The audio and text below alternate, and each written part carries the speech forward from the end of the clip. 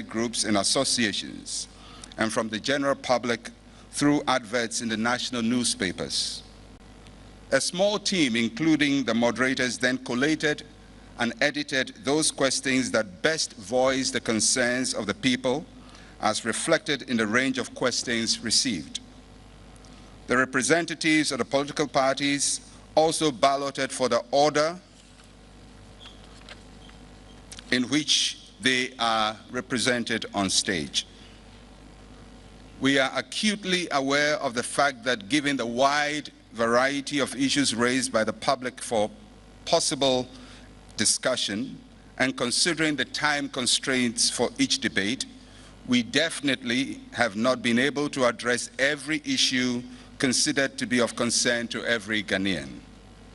In all, we received over 700 questions, of which just 40 were selected for the 3 debates. To those whose concerns have not been directly or indirectly addressed, we can only render our sincere apologies. As was the case for the 2 previous debates, tonight's debate is also being covered live on all major television and radio networks with televised sign language translation and also on the internet. We now invite you to settle down for another significant milestone in the process towards building a culture of accountability and responsiveness in our democracy. We hope you have a very enjoyable night. Thank you. Thank you very much, Reverend Dr. Mensah Otabil, Chairman of the IEA 2012 Presidential Debate Committee.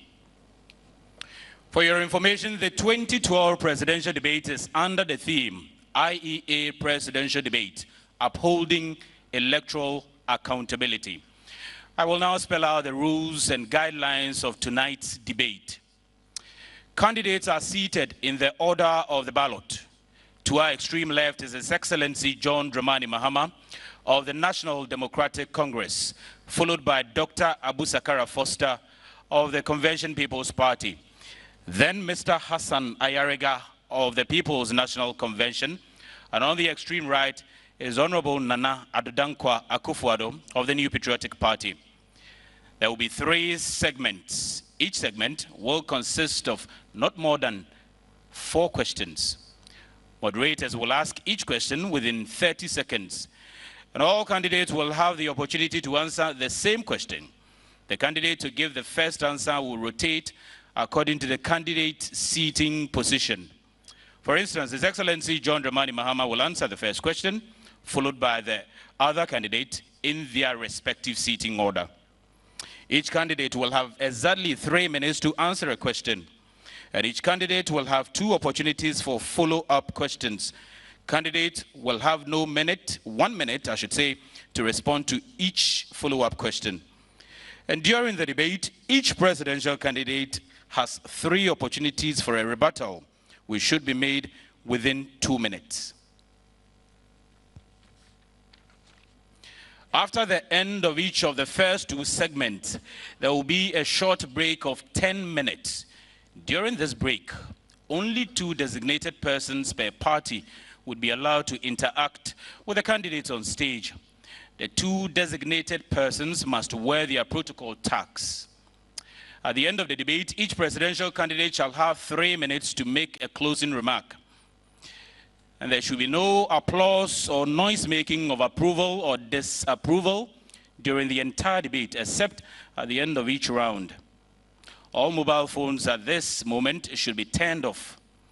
And at no time should the audience take photographs. We've been seeing a couple of those already, but please stop taking photographs, as this will affect the quality of lighting in the hall. The security can ask persons who do not conform to these rules to leave this hall.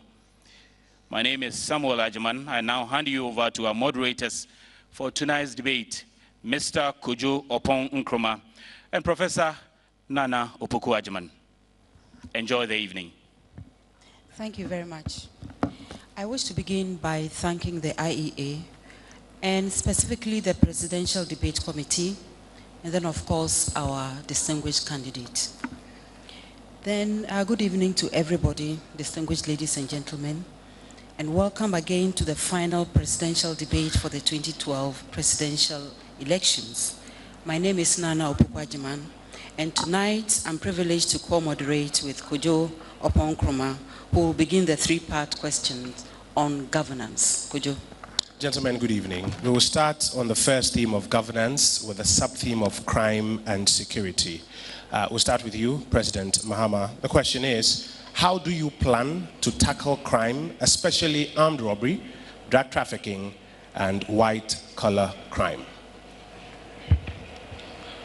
Thank you very much, and thanks once again for this opportunity. Crime is an issue that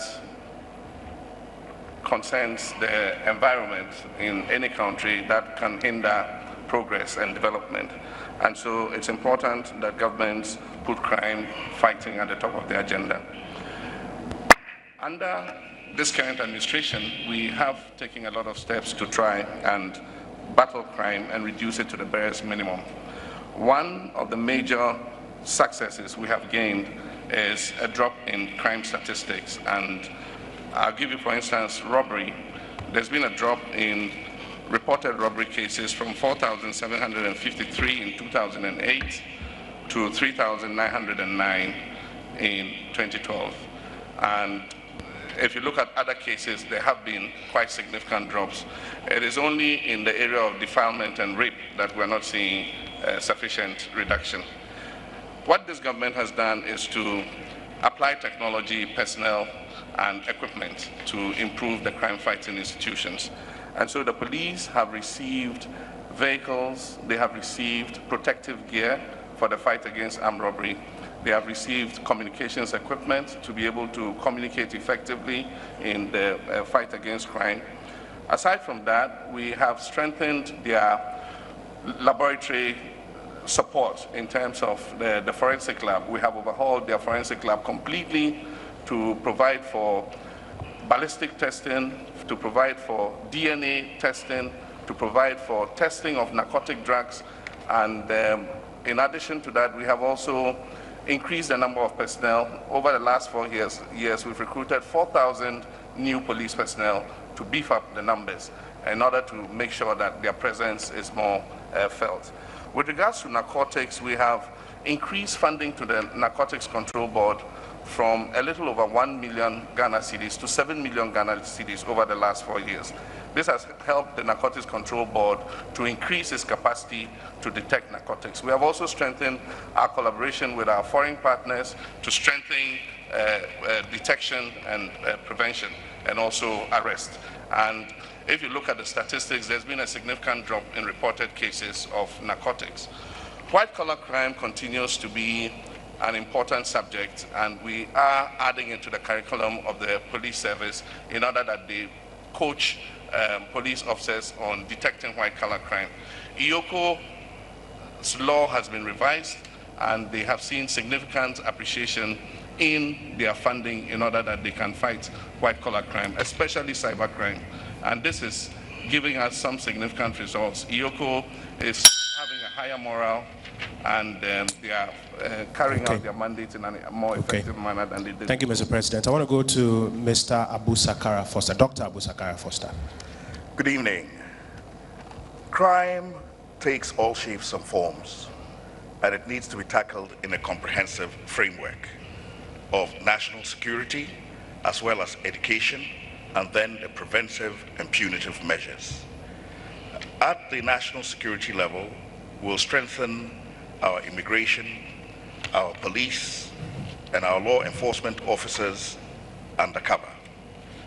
We shall also fight crime in communities by establishing a People's Information and Suggestions Complaints Office in every district and in workplaces, so as to better detect crime and have a catalog of actions that have been taken and actions that have not been taken.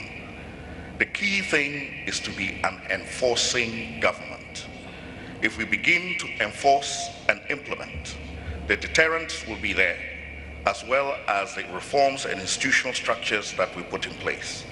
But if we do not address the issue of attitudinal changes in our society, then we will only be treating the symptoms. Therefore, strengthening discipline in our youth by ensuring that we have a one-year military training program for all 18-year-olds and ROTCs while they're at school is important. We cannot leave that unattended. There are, of course, other crimes which are committed in offices and high places. Those are the crimes that are a hole in the economy.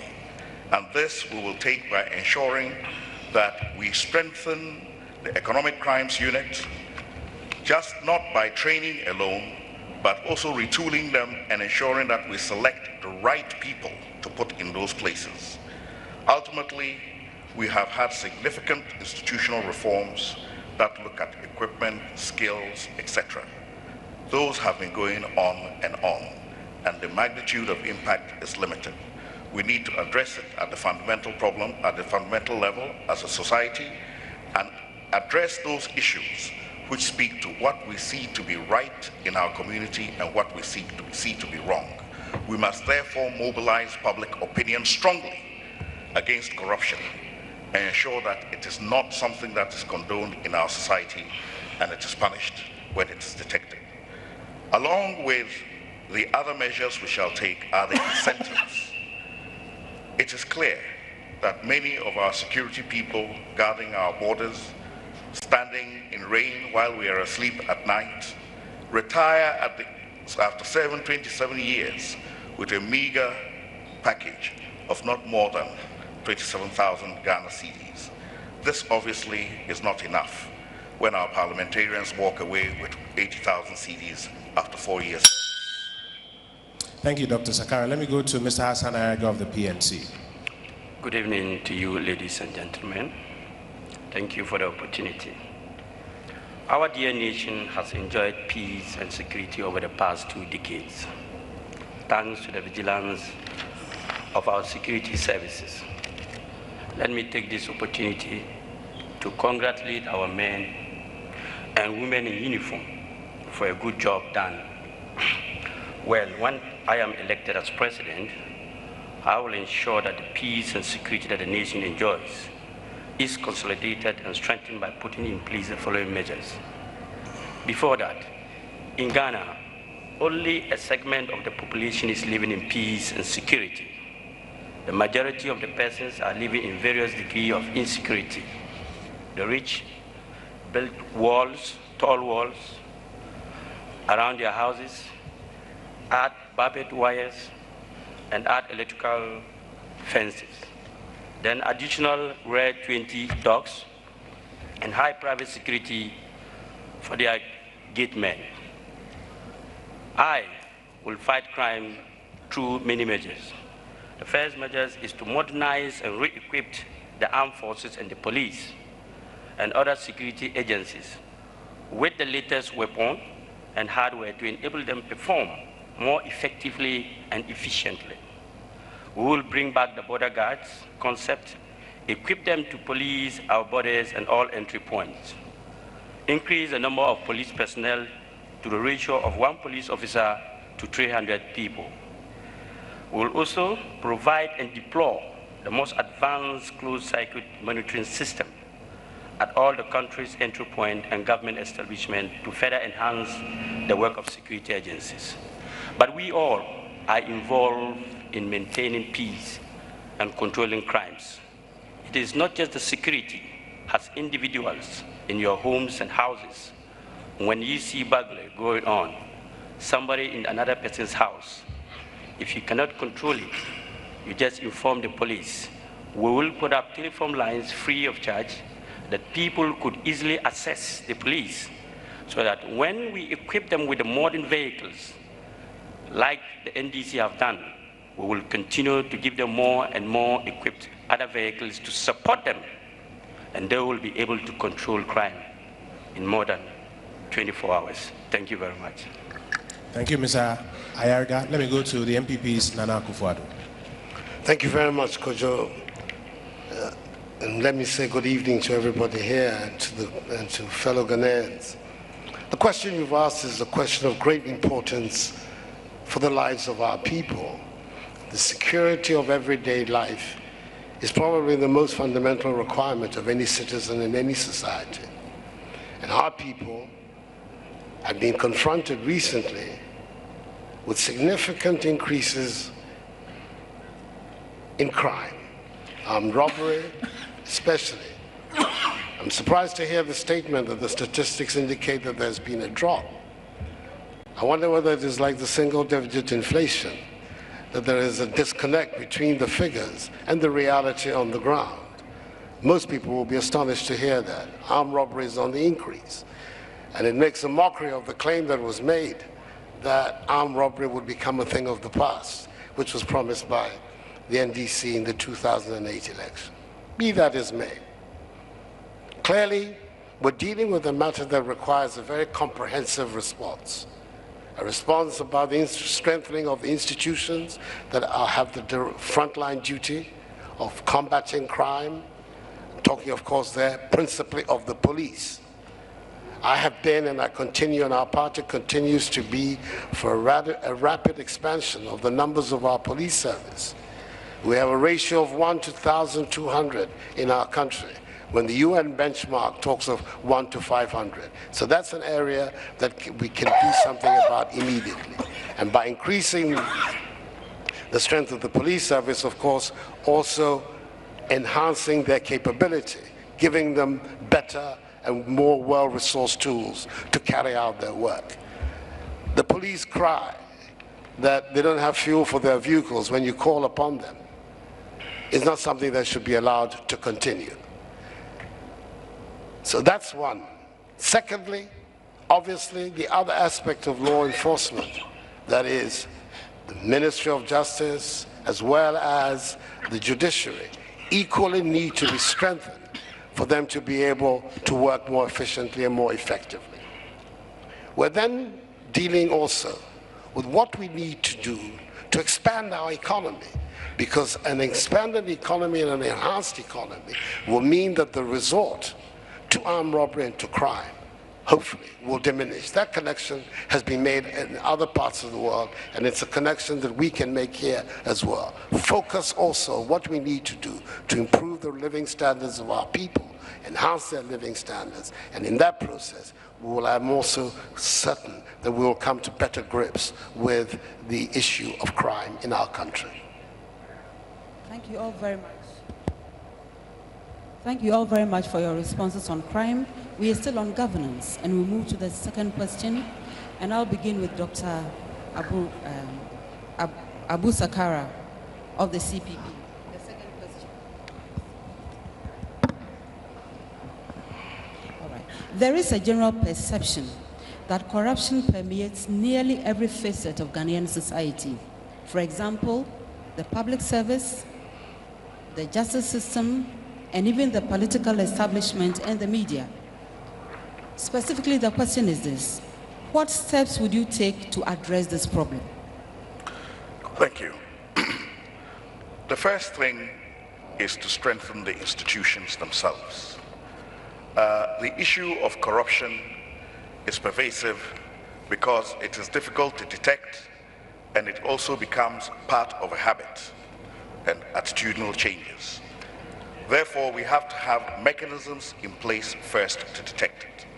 This is why I suggested that we will have a complaints committee set up that in offices and public places where people can go to first make complaints.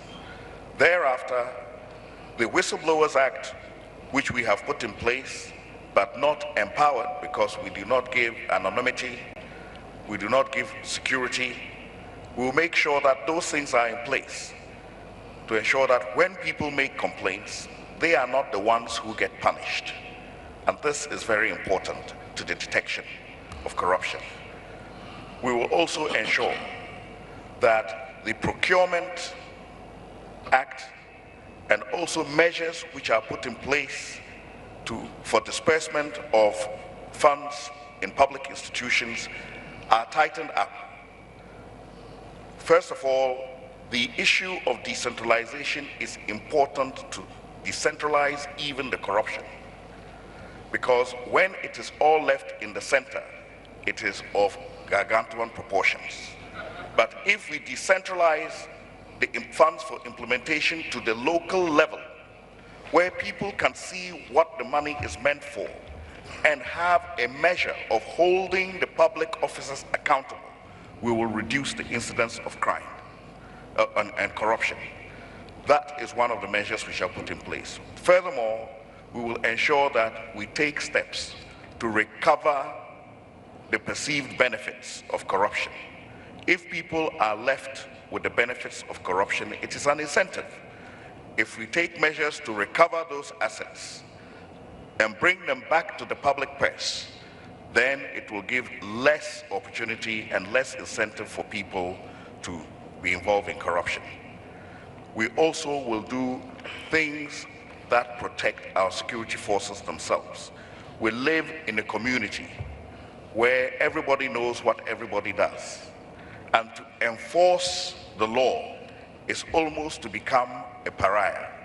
We need to educate people and change the public awareness around that attitude so that when people are enforcing the law, they're not seen to be the pariahs and the wrongdoers. Rather, they should be encouraged and praised. Finally, I think the attitudes of children who see gains in corruption need to be stopped at an early stage. Thank you. Thank you very much. We now move to Mr. Hassan Ayariga of PNC, please. Thank you. I have not access to the National Anti-Corruption Plan, so I cannot comment directly on it. However, let me state my view on corruption. All the four of us here, sitting here, says we are against corruption. Yes, we know corruption is inimical to national development, and all Ghanaians must speak and act against it. Corruption takes several forms: political patronage, slaves, kickbacks on contracts, inflated contract prices, nepotism, and all these are acts of corruption, which Hassan Ayariga will not countenance as a president.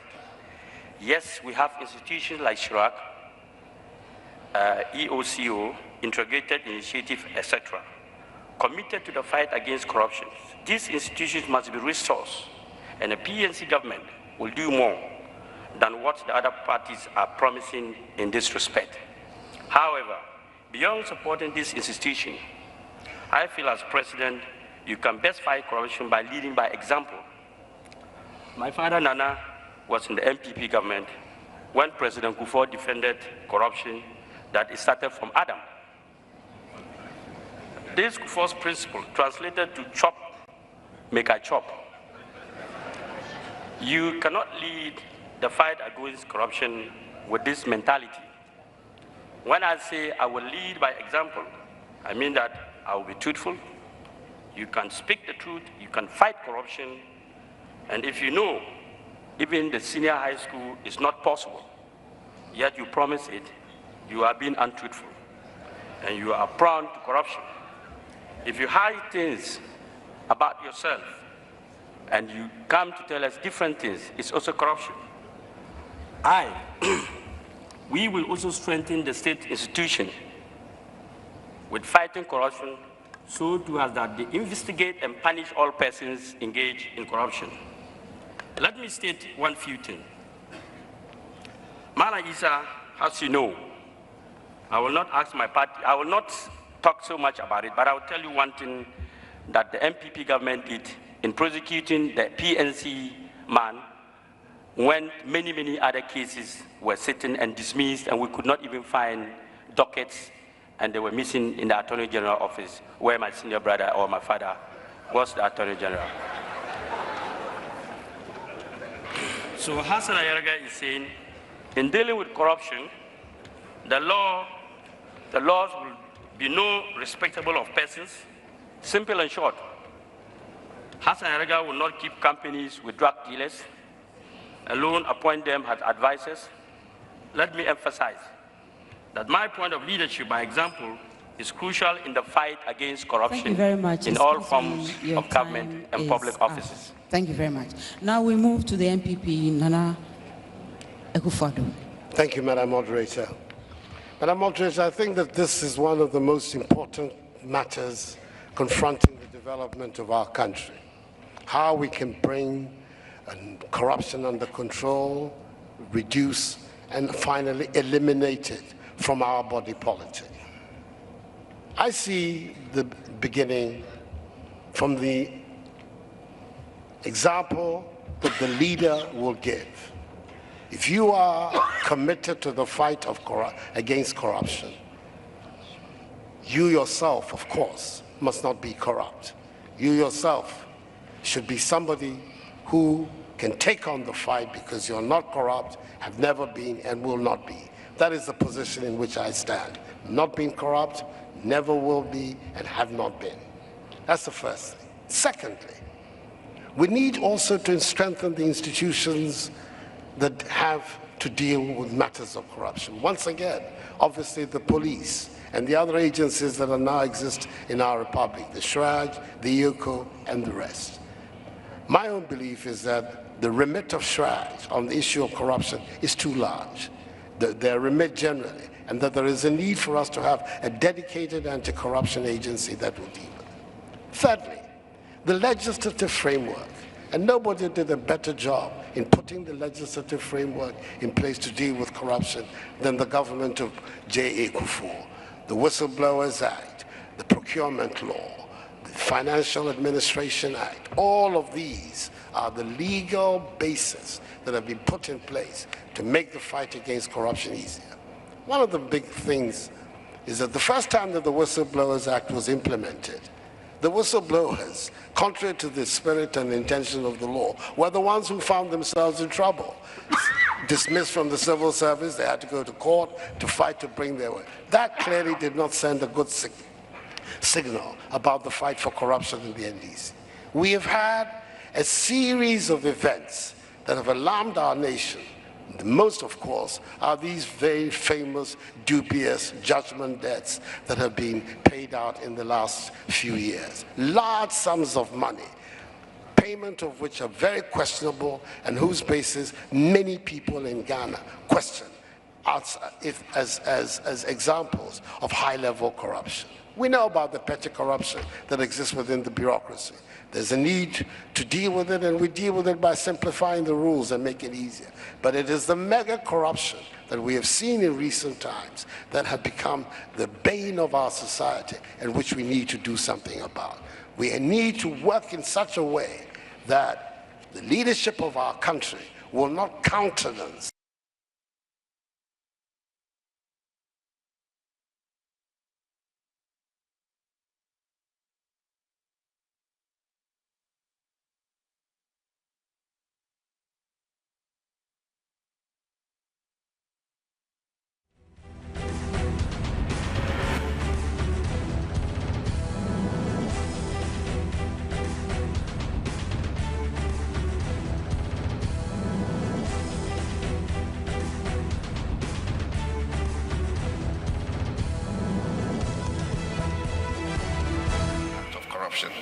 It is what causes judgment debts that we must be tackling. The frivolous cancelling of contracts. What is it that triggers people to think they have a claim against government? That is what we should be looking at. But to look at the symptom rather than the cure, I think for a person who has such legal training, I think is a bit misread. I can understand that if we are desperate to win political power, we take any instrument and we use it against our political opponents. But let me say that much of the corruption in Ghana is anecdotal. Government alone cannot fight corruption. It takes all our people to fight it. We must not just rumor corruption. We must be prepared to stand against corruption. And I think that that is one area in which we are lacking. Our political parties, our civil society organizations, individuals, everybody likes to say, I think this person is corrupt, this person has done this, but they are not prepared to hold the person's feet to the fire. And that's one of the attitudes we must change if we are to make any progress with corruption. Because corruption is something that the giver and the taker or whoever benefits is not going to come and say, I've indulged in this. Whoever is aware that something like that has happened should be prepared to stand up to it. But the things we need to do, which we have done over the past, the previous government did it, that is true, putting legislation in place. We have come to continue with that. And I have said, given a personal commitment, that the day Parliament passes the Freedom of Information Bill, the day it lands on my desk, I will sign it into law. I think that other issues such as the Public Officers Accountability Bill, which is we're waiting to put into legislation, reviewing the charge law to allow the Commission on Human Rights and Administrative Justice to be able to independently investigate cases of corruption rather than wait for a complaint to be made is one of the issues that I'll take up as, in my next term as presidency. Expanding resourcing of the anti-corruption agencies, which we are doing. We've increased the funding to TRAJ. Indeed, IOCO has seen a 300% increase in financing in terms of personnel. Also personal leadership. I will lead by example in terms of corruption, deal strongly with people who are corrupt in my government. Decentralization is one of the issues I was going to raise. My brother raised it. When you have an over-centralized system, it makes it more corrupt. If you decentralize and send the resources to the local level, there's better supervision. Sting operations like ANAS has been doing, we need to involve the judiciary to see how it can be accepted as evidence in our courts. Unfortunately, we don't have that environment, and so when you do sting operations, it's very difficult to present that evidence before a court. Thank you so much for your response. All of you want a rebuttal? Please. You have one. Thank you, Madam Moderator. Madam Moderator, I'm beginning to believe that the President's memory on some matters is, I don't know how to put it, but it lacks something. He appears to have forgotten that the government itself today has gone to court accusing Mr. Albert Wyoming of having perpetrated a fraud on the state in the judgment debt that he received. The government, in fact, is in court prosecuting him on the ground of fraud and is also in court asking for a refund of the money. Now, these are not speculations. This is not a question of judgment debts properly so-called. These are dubious judgment debts. They are questionable payments that the government itself has acknowledged. And as we sit now, there are two pending actions in courts of competent jurisdiction, evidencing that something seriously went wrong in the payment of 51 million Ghana cedis for somebody who did no work for it. Can you imagine what those monies would do in terms of building schools and hospitals? These 400 odd schools, primary schools, could have been built with this money. The reality is that the judgment debts that have become the subject of controversy in our country are not the normal judgment debts that we're talking about. That there appears to have been official collusion to take monies out of our treasury and pay it to people who were not deserving of those payments. So I'm glad also to hear today the President talking about the need to provide evidence. His predecessor lambasted the former President Kufuor when he made that statement that he would not countenance that the minute an allegation is made, he would investigate it. I believe that that should be the position of this government. Thank you very much. Thank you. When he made that statement that he would not countenance that the minute an allegation is made, he would investigate it. I believe that that should be the position of this government. Thank you very much. Thank you. Your time for rebuttal is up. Thank you. You want another rebuttal? Yes, Please. We have now finished one term of the Mills administration, and we finished 2 terms of the Kufuor administration. All through this time, we were assured that the Freedom of Information Bill will be passed, and it has not been passed. I would like to know who is holding it up, where, and how, and why. Thank you. Thank you all very much for your responses to corruption. You want a rebuttal? Yes, I just want to clarify, use it to clarify this issue. The point I'm making is, what are the sources of those judgment debts? Indeed, if you profile the debts, most of the claims on contracts and agreements that have been breached have come from the previous administration, and we are having to deal with that problem. And so if you look just at the symptom, yes, it's true, somebody can use the system and fraudulently claim judgment debts. And that is realized, and if it's realized, government goes uptight and must retrieve its money. And government has taken that action by hauling the person to court.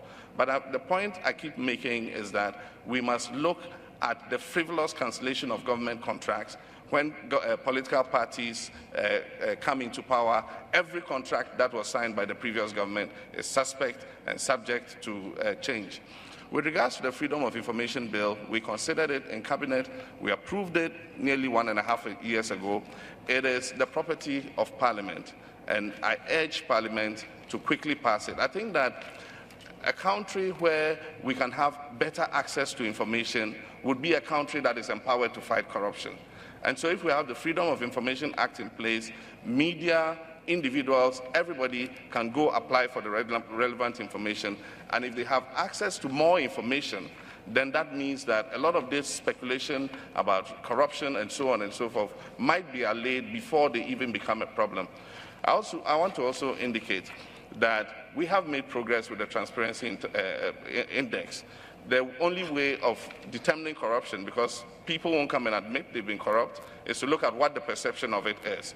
And as of today, it stands at 3.9. As president, I'm going to work to make that even better and send it to the highest possible number. Clearly, the subject of corruption is very important. And I can tell from the rebuttals and interventions that it is so even for you, as I believe for all of us in this room. And therefore, I have a follow-up question. There exists a national anti-corruption plan. And I've heard you, PNC, to say you are not privy to it. But this follow-up question is for all of you, beginning with CPP. That there's this plan that exists, and it seems stuck between the executive and the legislature. I would like to hear from you what your commitment would be towards implementing it, CPP.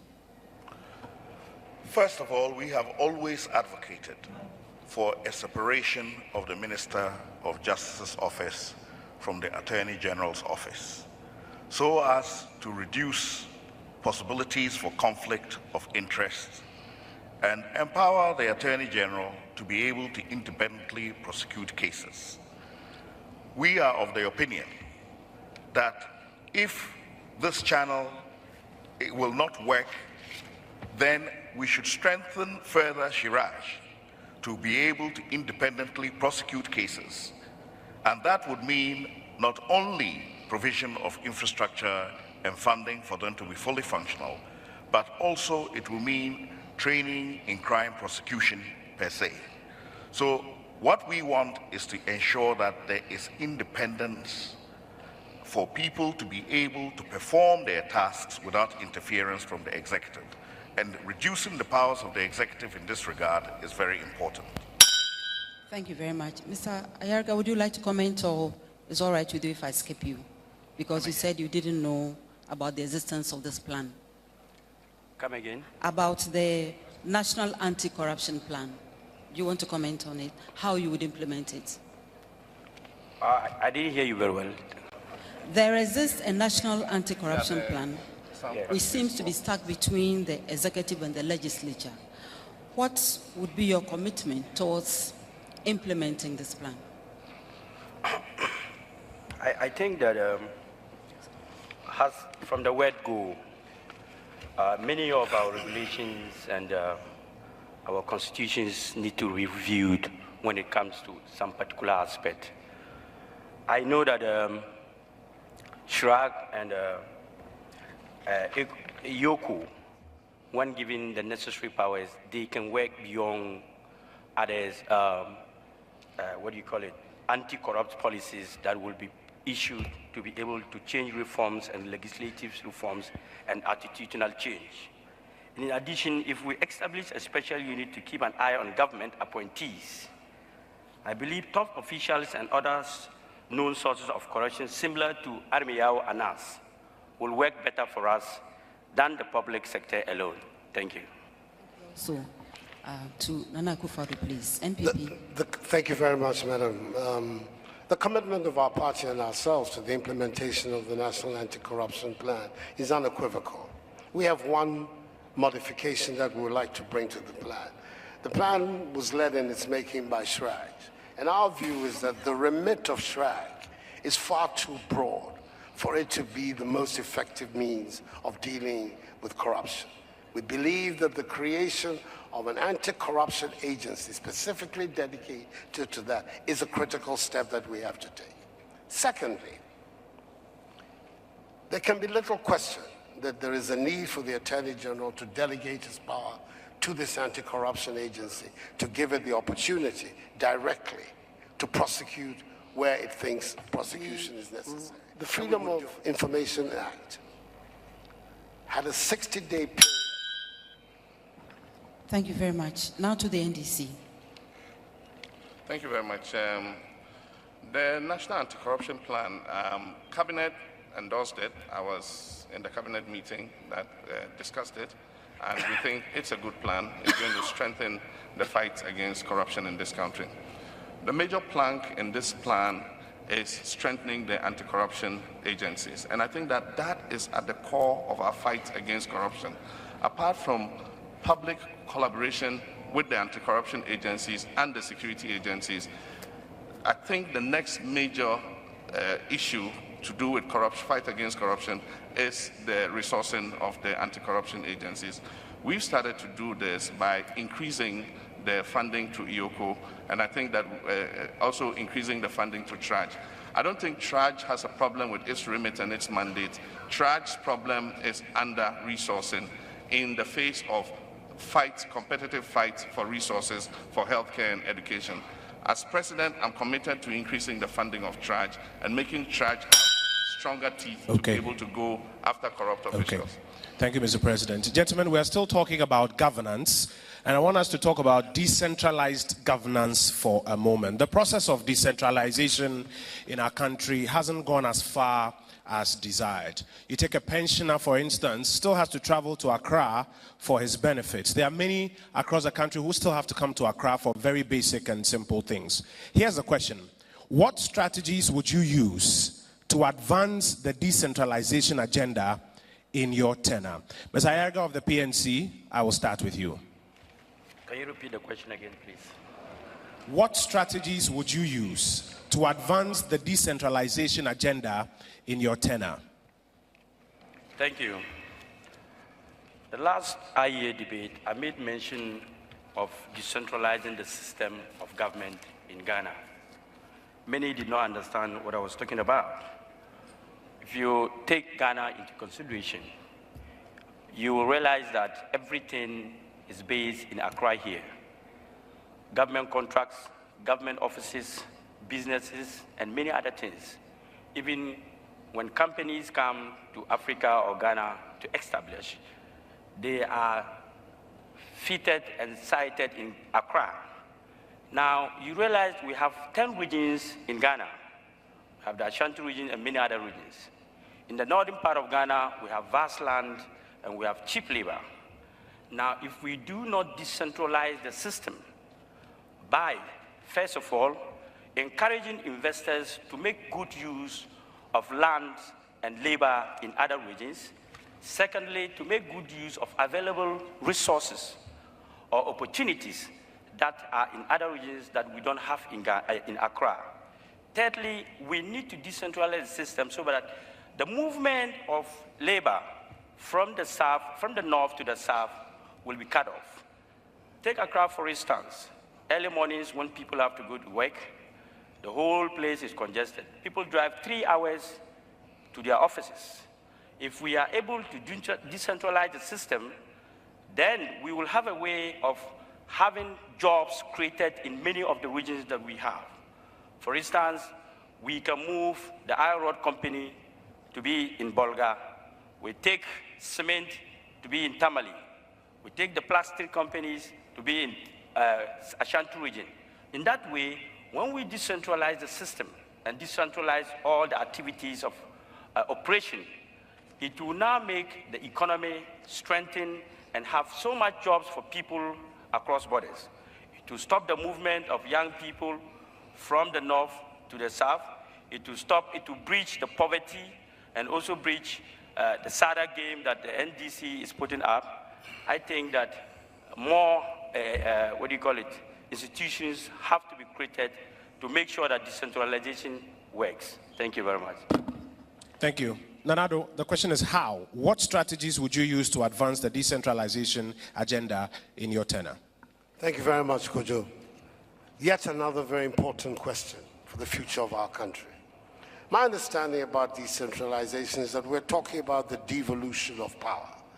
We're talking about moving out of the center here in Accra, the institutions that can best be dealt with at the local and the district level. Let me give you an example. Education and health are matters that are best addressed at the local level. We want to give a situation whereby our district assemblies have the capacity to control the educational institutions in their areas, as well as the health institutions in their areas. That is the concept of the devolution, that power is at the local level for them to be able to handle critical local issues. So the whole process of enhancing the capacity of the district assemblies, both in terms of the quality of the people who are working there and their own remit, is critical to the process of devolution and of decentralization. So that would be the first.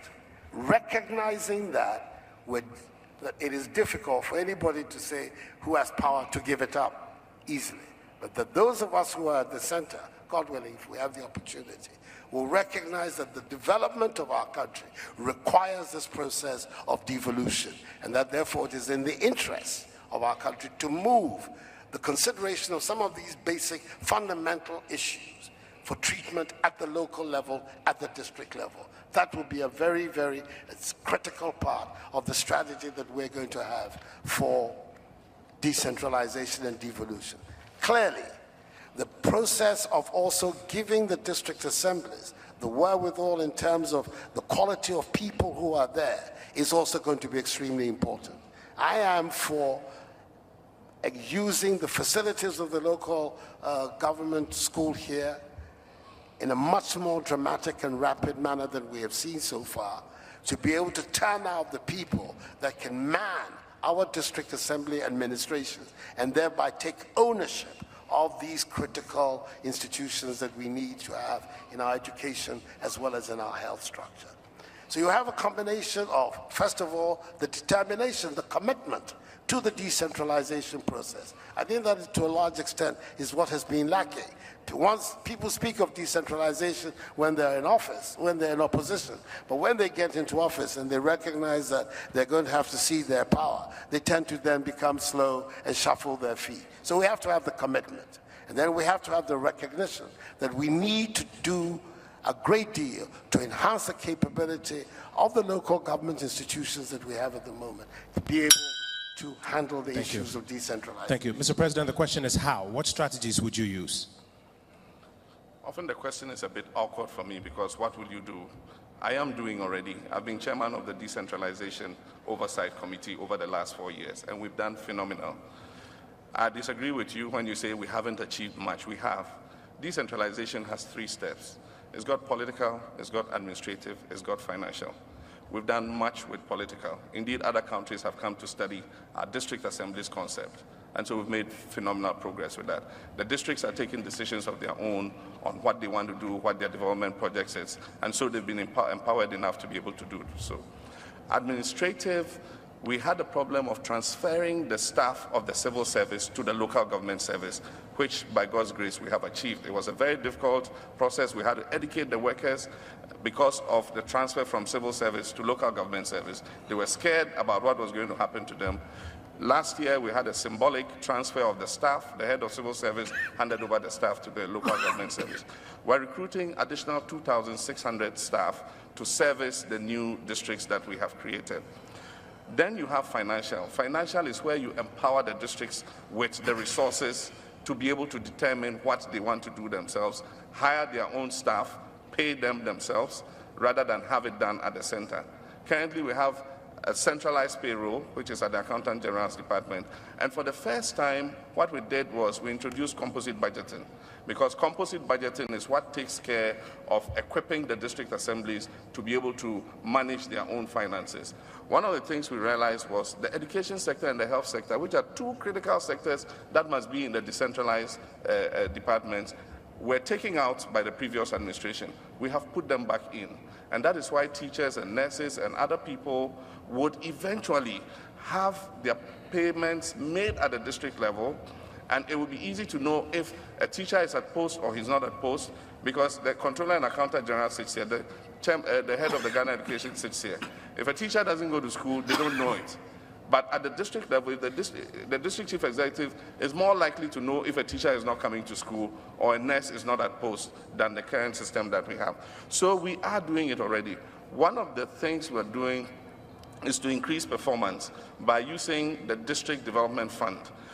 Based on the performance of the district assembly, you get more of the DDF financing. So this is to encourage them to increase their performance. Then aside from that, we have the urban development grants. Based on the performance of the urban metropolitan assemblies, we give them more grants. But there are a few outstanding things to do with the politics of it, election of DCEs. I think that we need to trust our people that they can make the right choices for themselves. Like Nanado said, it is tempting to keep a control of the DCEs when you're in government. And I remember when his government was coming, they said they were going to do election of DCEs, they didn't. I am committed to moving that step. It's in the Constitutional Review Committee's report, and I will enforce it. Thank you. Dr. Sakara. Thank you very much. I'm glad that your question is on strategy, because the individual actions will virtually be the same. The question is the strategy. And you don't kill a snake by hitting it a little bit from the tail all the way to the head. You hit it on the head. The reason decentralization has taken so long is because simply central government does not want to give up the power. So it has a long, drawn-out process of how we relinquish it bit by bit, etc. Our strategy will be fundamentally different. First, we will have the strongest public sector reform that you have seen that will remove a chunk of the capacity at the national level and put it at the district level. But before that, we will rethink the entire decentralization process, because right now we have long gone past the point at which decentralization will be efficient with 213 districts. What was the purpose of decentralization in the first place? It was to be a focal point for government. What we now have is creation of districts for political gerrymandering. This confusion between constituencies and districts needs to be removed once and for all. And we need to re-aggregate districts to a size that's economic enough for you to have a tax base to make them viable. That will reduce the numbers and ensure also that when we allocate personnel to that level, there will be insufficient quantity, because the capacity already exists. It's a matter of reallocation. The second thing is the political decentralization, which needs to be effected immediately. This will ensure that district chief executives who are elected over 3 to 4 constituencies can obviously not be the same caliber as members of parliament, because they will have a much bigger mandate. And these are the people you will entrust the local government to. And you will empower the communities to be able to engage with them, keep track of the development projects that are supposed to happen, and when they don't happen, use the mechanisms at their disposal to give the right information for action to be taken. What we must know ultimately is that decentralization is a reallocation of resources so that everybody gets their fair share. This is the primary purpose, and to bring development within the power of the communities themselves. We need a strategy that refocuses on the purpose and brings us back from where we are now to where we need to be. And I must say that my two colleagues in the NDC and MPP have had more than enough time to do it. So give CPP a chance to do it. Thank you very much. Gentlemen, I want to thank you for the strategies that you have shared with us. We're going to take a break at this time. We'll be back in 10 minutes for the second round. Mr. Aga, you have a rebuttal? Okay, go ahead, sir. Have we finished one round? No, it's left.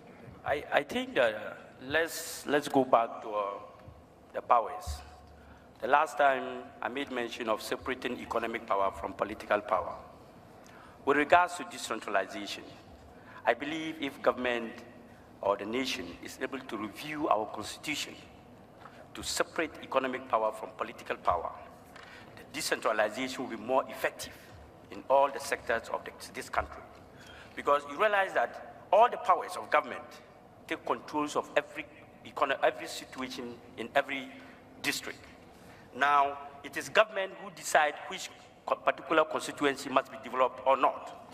But when we decentralize and change and move political power from economic power, now economists and economic planners will now have a long-term development policy or plan for each district, irrespective of which political power or party is in power. We will then know that if Boku is supposed to be developed for the next 20 years, and this is the plan, no matter which government is in power, we are not worried. Funds will be allocated to each district, and district executives will be elected among themselves, not appointed by government, where the DCE gives orders to the assemblymen and to other executives that are elected by the committee of the district. Now, you see there are contradictions, because if your government is not in power, that will mean that that particular district will not be developed the way we want it. But if we separate them, whether the NDC government is in power or the MPP government is in power, development process will continue. Development process. Go ahead, sir. I need 10 seconds to finish up. Go ahead. Finish up, sir. The NDC and the MPP has failed, so they are worried that we want to take the power from them. So the development process will continue without fear or favor. Then nobody will be afraid of losing his job. Nobody thinks that the NDC is in power, so if I do not perform and NDC comes, they will take me out of government. Okay. Now, thank you. Your time is up. I thank you. Gentlemen, thank you for your strategies. We're going to take a break at this moment. We'll return in 10 minutes for the second round. Thank you.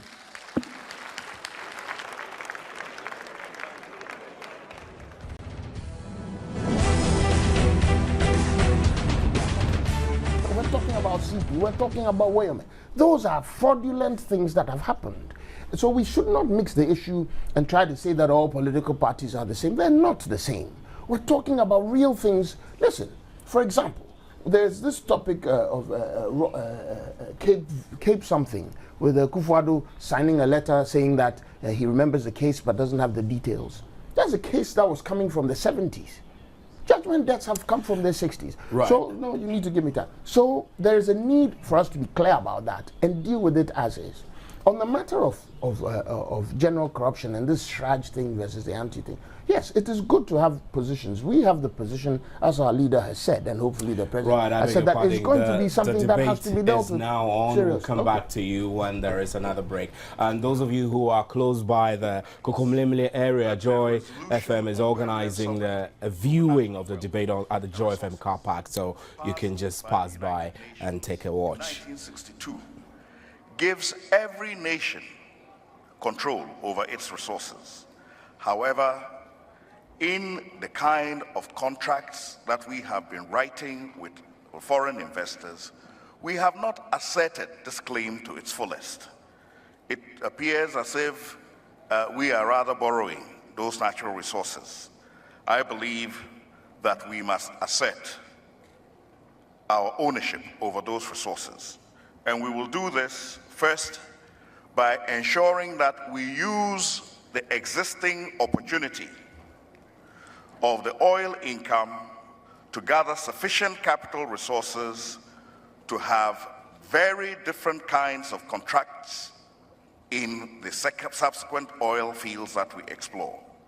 Those will focus on ensuring that we build the technical capacity, the knowledge gap, we bridge it to be able to exploit our resources fully onshore. It will also ensure that we process that oil onshore with all the ancillary industries associated with it. We will also ensure that the local content law, which has not yet been passed, is passed. In fact, the petroleum and exploration and petroleum law that governs the industry is still also not passed. These are measures that we would implement with a sense of urgency, because you cannot be exploring an industry without the framework to govern that industry. Setting up the Petroleum Commission as an institution without the instruments for it to carry out its duties and functions is not sufficient. And I believe that we would ensure the subsequent bills are passed quickly. We also need to better audit the costs of exploration to ensure that we know the revenue that is coming in from it, right at source, to be able to determine whether or not we are getting our fair share. We need to improve the monitoring of output by ensuring that our own people are put in place with mechanisms that are effective to measure those outputs.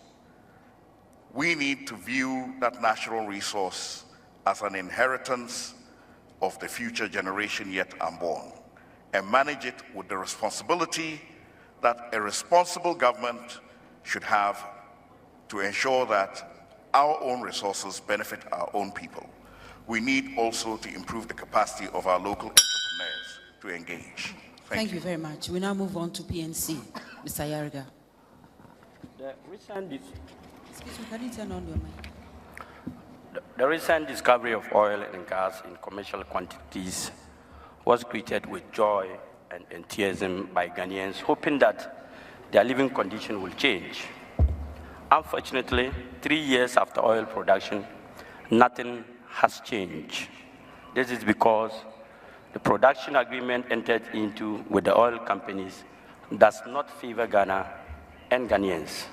Under the agreement, Ghana received only 13% of oil produced, and out of this 13%, 3 goes to 2 individuals, leaving the nation with just 10. This is robbery, corruption. This is outrageous and unacceptable. When I become the president, I will review all agreements irrespective of oil production to favor Ghanaians. Let nobody tell me that it cannot be done. President Rawlings reviewed the VALCO agreement to favor Ghanaians in 1980s. I will draw inspiration and experience from him and review all agreements on oil production to favor Ghanaians. I will also expand the exploration of oil and gas to cover other coastal areas and the Baltic bays with discoveries of oil that have been made. The aim of this expansion program is to increase production of oil and gas to generate more revenue. I will also increase local businesses and ensure that communities in the catchment areas benefit more from the oil find. Industries and agriculture will also be given a boost from the oil production. The level of revenue we currently get from our oil resources are too low. We are not tracking the amount of oil that we are generating and are being shortchanged. The oil resources we have can make this country a real middle income in 5 to 10 years. The oil revenue or resources we have can replace all the donor support that we go out to beg for all the times. And if we manage them properly, we will not go out to borrow monies from other countries because the oil is here. But the last time at the IEA, I said it, that it is not with us. We are only a country that we call we have oil, but the oil is in the hands of the foreigners. And we believe if we as leaders cannot retrieve in the national anthem, we pledge to uphold and defend the nation, but yet we have sold it out to the people leaving the nation with nothing. Thank you very much. We now move on for a response from the NPP, Nana Akufo-Addo. Madam, once again, thank you on this most critical of subjects. I think it's important that all of us recognize that the situation before we found oil is substantially different from the situation after we have found oil. The agreements that were made to entice people to bring their capital to find the oil were at a time when the oil wasn't clear whether we had oil or not. Today, as a result of the find, we know that our shores have the hydrocarbon resources that would allow us to be able now to take a very much more forward position. So the mere fact that the original agreements tended to be favoring the investor, in my view, was the correct strategy. We needed that investor to come, make the investment, and it was done, and the result of it was the Jubilee fields were discovered under Kufuor's watch. Question number 2, how do we treat this new find? Are we going to treat the new oil and gas resources like we have treated our other natural resources? We continue to export them in their raw form and are happy with that? The revenues from the export of the oil? No. Our view is that the discoveries and the revenues that are coming from it give us an opportunity to use it to transform our economy and transform our nation. And therefore, the whole process of industrialization and value addition will be an integral part of how we deal with the revenues and the resources that we now have. Thirdly, we are not going to be able to get the best value from these if critical decisions, for one reason or another, internecine struggles within the ruling party, are delayed. We saw the delay over the linkage of our gas resources to the gas plant, largely because for years there was a tug of war as to who should be responsible for it. Mercifully, that has now been resolved, many years too late, but better later than never. Fourthly, clearly the most equitable manner in which our nation and our people will benefit from the oil revenues is to ensure that they are used on the 2 most critical aspects of our national life, our education and our health care. If at the time when the oil resources run out of Ghana, we have a transformed Ghanaian population, educated, which has access to good health care, we now have the basis to sustain the development of our nation, not for 1 year, not for 2 years, but for generations to come. Our commitment to free secondary education is not about winning the next election. It's about preparing the country for the next generation. Thank you so much. We now move on to NDC.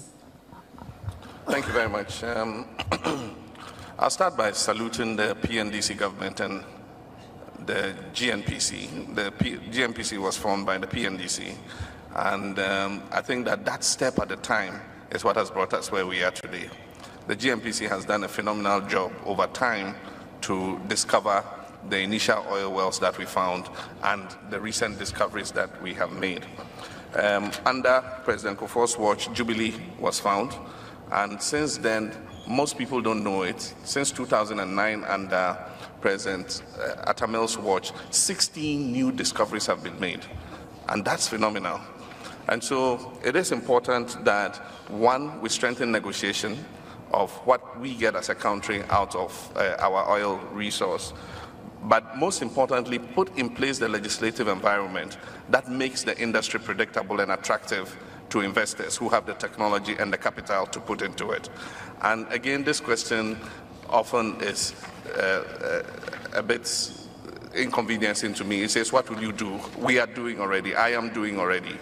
We have put in the legislative framework. We passed the Petroleum Revenue Management Bill.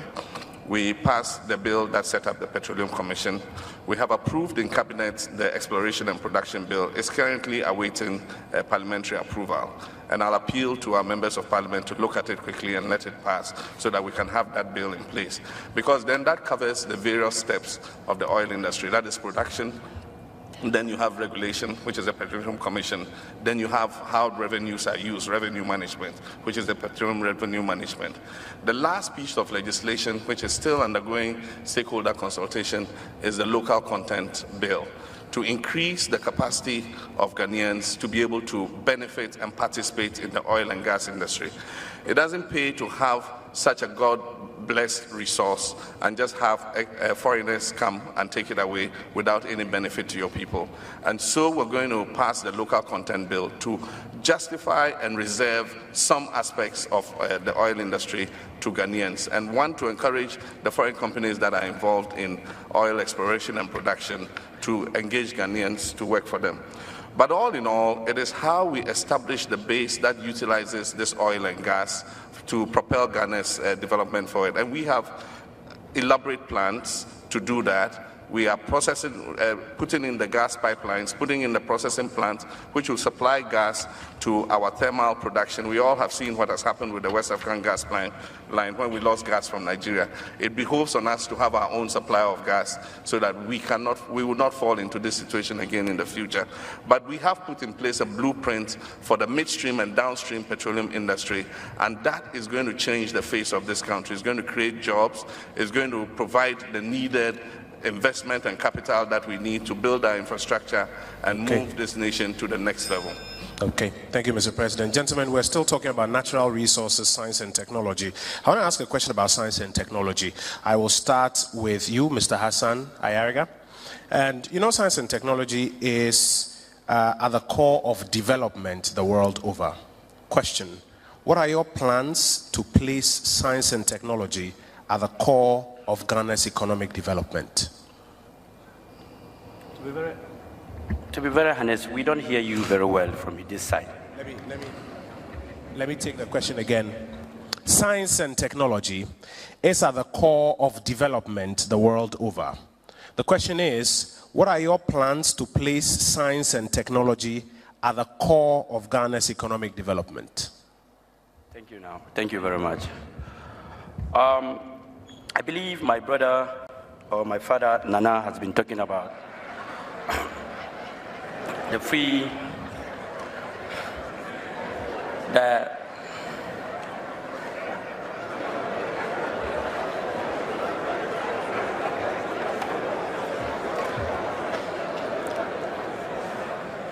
please, thank you, has been talking about the free educational senior high school system.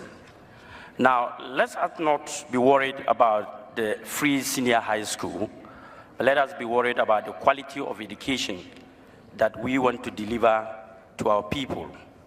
Now, I think that what we need to do is to change the curriculum of education to start with science and technology.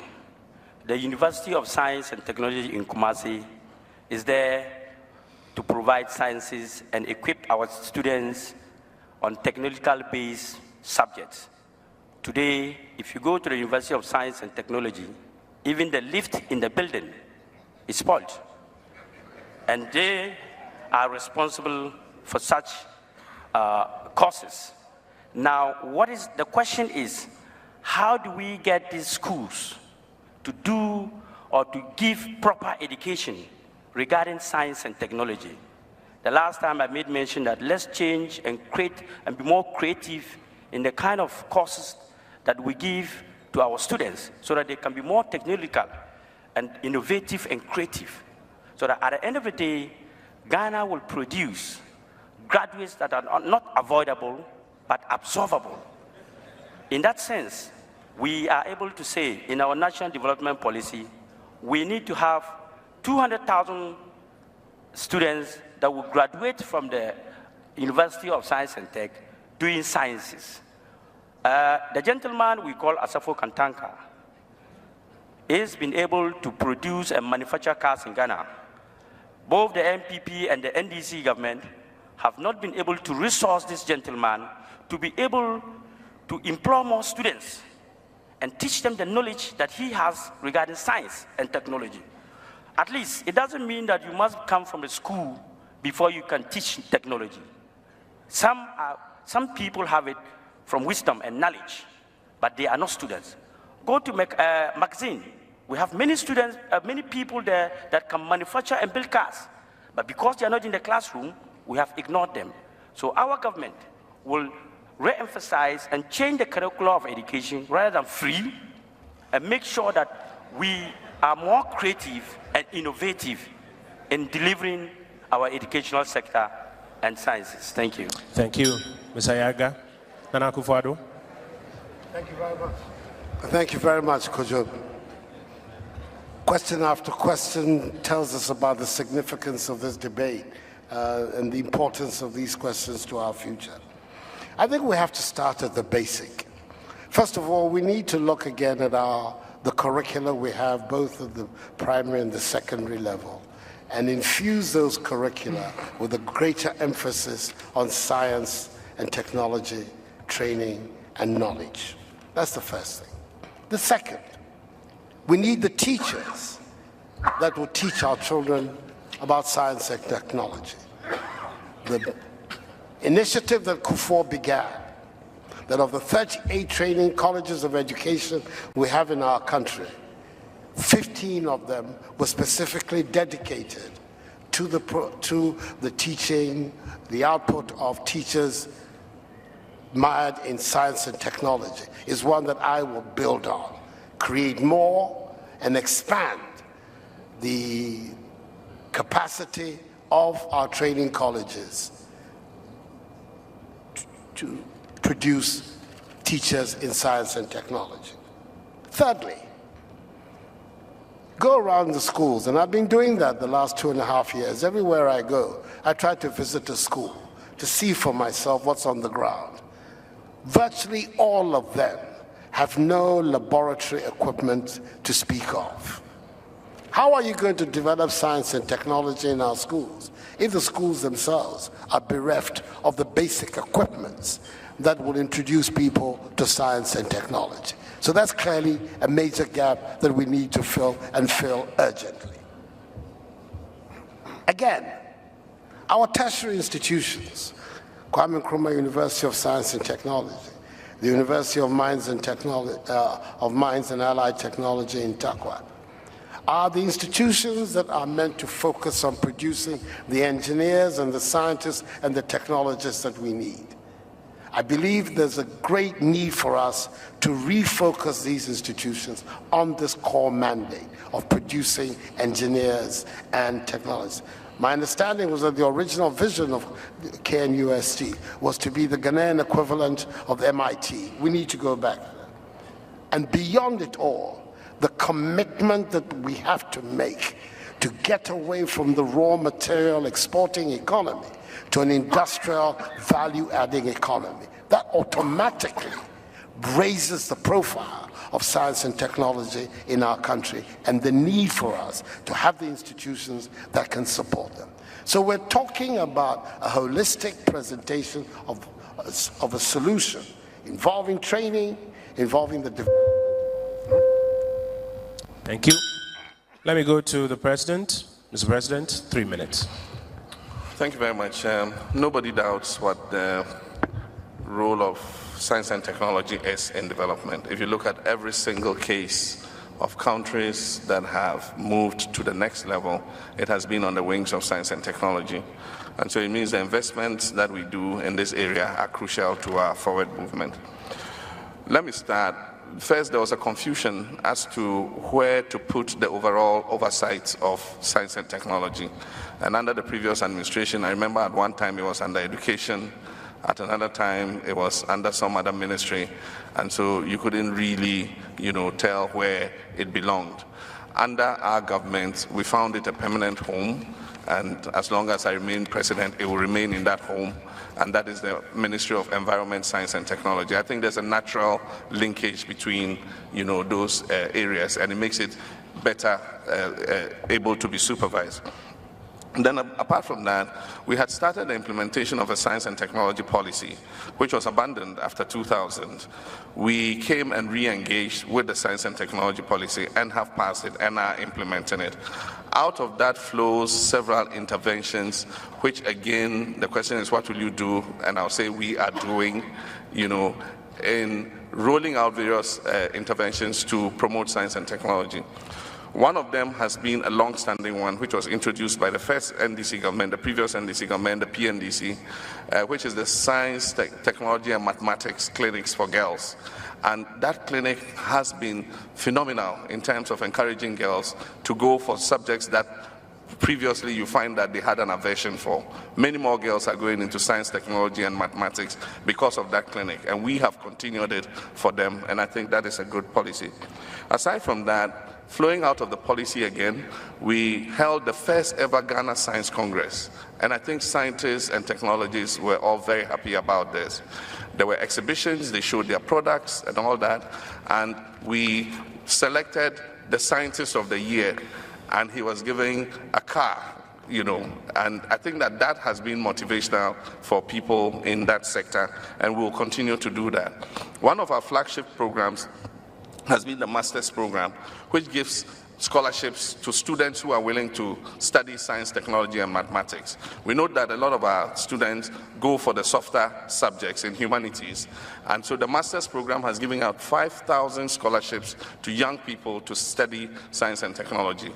And in the term of office that is coming up for me, I'm going to increase that to 10,000 scholarships for students who are willing to go into the area of science, technology, and mathematics, especially for girls. And so we're going to do that. Aside from that, we've started the local assembly of laptops, and we're going to expand it. We're also distributing laptops, 66,000 distributed already, and under the next term of government, I have said in our manifesto, we'll distribute 400,000 laptops to students across the country. Okay, Dr. Sakara, 3 minutes. Thank you very much.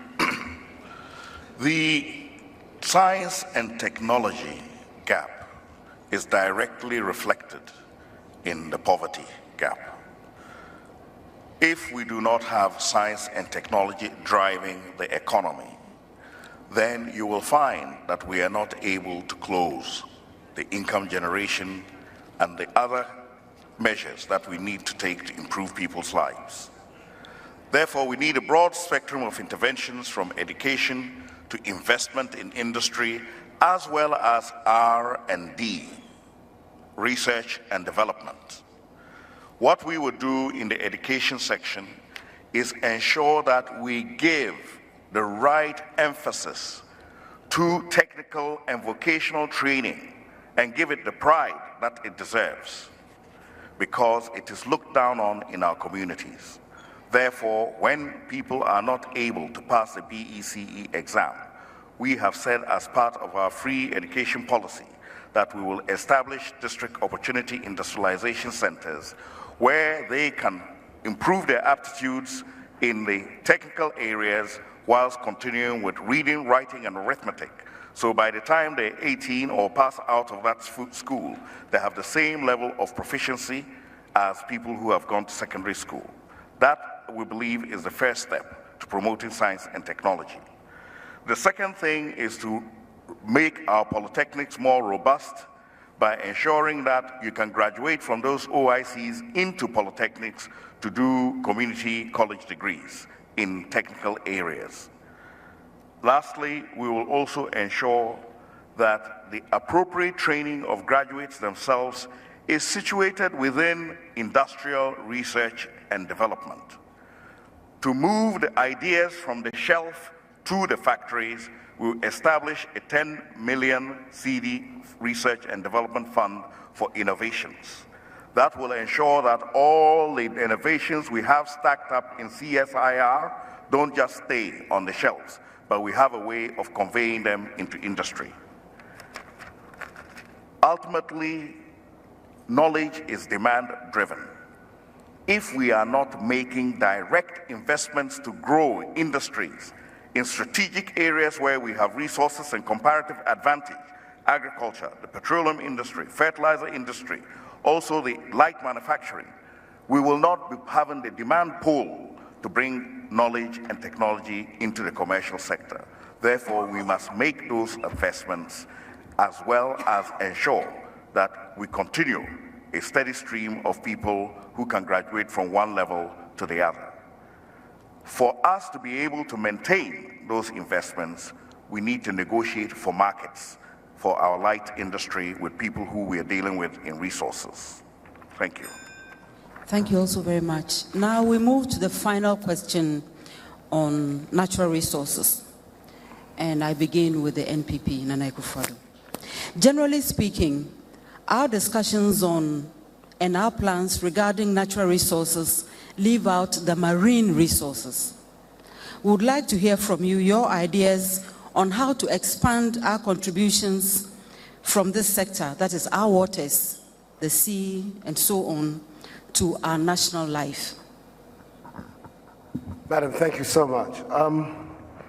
First of all, we have to recognize that those who are in our marine industry, we're talking essentially about the fishing community, represent something like 2 million Ghanaians. We're talking about virtually 10% of our nation which is engaged in fishing activities of one sort or another. So it's a very large constituency and a very large community that we're talking about. There are certain things that clearly we need to do. One, to make sure that we conserve our marine resources. The unbridled industrial exploitation of our seas is a matter that is going to come to haunt us unless we're prepared to make the courageous and principled decisions that we know to ban large-scale industrial exploitation of our seas. It's a difficult decision, but it's a decision that other countries have made, and they have benefited from the decision. They have allowed the marine stock to rejuvenate, revive, and grow. We need to do that. Secondly, those involved in the industry, a great deal of capacity building is necessary for them. You look at the old canoes that the majority of our fishing folk are using. In today's world, fiberglass and the rest, they have no access to it. A conscious effort has to be made to enhance the capacity of our fishing communities to be able to fish as modern fishing people do. So these are immediately matters that we have to situate at the very center of our planning and of our strategy for development.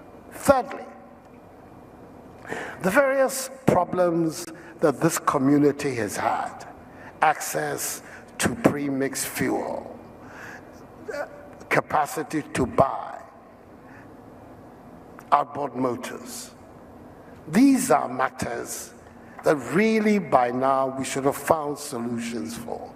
I am strongly of the view that we have to take politics and politicians out of matters affecting the fishing industry. Yes, they're an important community, but they're an important community for the development of our nation, not necessarily for the fortunes of any particular political party.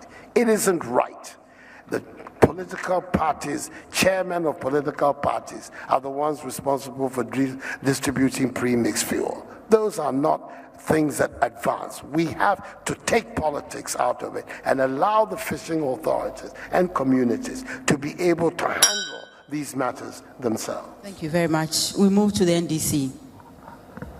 Thank you very much. Again, here I'll say we're doing a lot to improve our marine resources. The major problem with our marine resources has been overfishing and use of illegal methods. And that has emanated from our inability to police our waters. But let me also qualify that we can't do this in isolation as a country because we share the Gulf of Guinea with our neighbors. However, we protect our little corner of the Gulf of Guinea. If overfishing and poaching and illegal methods is allowed in other countries, then it won't mean much for us. But we'll do as much as we can in our little corner and persuade our neighbors to join us in doing so. So one of the things we've done is to equip the Navy. We came into government in a situation where the Navy had 2 old seagoing boats That took 48 hours to reach the end of our maritime boundary. We have, over the last 4 years, provided the Navy 7 brand new boats to increase their capacity to be able to police our waters. This has been done with a two-pronged vision. One, to protect our oil and gas resources, but at the same time also to assist with protection of our marine resources. The other thing is to equip the police to take over from the Navy, because it is not a naval function to police marine resources. The soldiers are not trained for that. And so we're training a marine police. We've ordered the first vessel for them. The policemen who are training as marine police are currently in the Navy training how to operate vessels and how to, do the things that they have to do. So that is what we're doing. But one of the major problems threatening our marine resources is pollution. We're throwing all kinds of plastics into the sea. Fishes are washing up on our shores with plastic in their bellies, and we're pumping raw sewage into the sea. We're taking steps to do that. We're setting up the new liquid waste treatment plant so that all liquid waste from the cities would go into the treatment plant, treated before they are discharged into the sea. The issue of plastics will take awareness. We're appealing to our people to stop throwing plastics all over the place. But there are some other measures we'll take in that regard. Now, let me also say that we're giving assistance to the artisanal fishers by giving them outboard motors, and we have a flagship project that is getting ready to take off under the CDB, and that is the provision of new landing sites along our beaches, where the fishermen would not only have a safe harbor to berth their canoes, but will also have cold store facilities at the place. They would have processing facilities to be able to process their fish and to be able to preserve whatever products they bring from the sea for the market. But we also have the inland fishing and aquaculture, which would help wean us of over-reliance on marine fishing and marine resources. And we're also encouraging that. We've increased our source of protein from aquaculture by more than 300%. Thank you. Thank you very, very much. CPP, please. Thank you. The marine resource must be looked at not just as a place where we do fishing, but it can also be looked at for recreational purposes as well.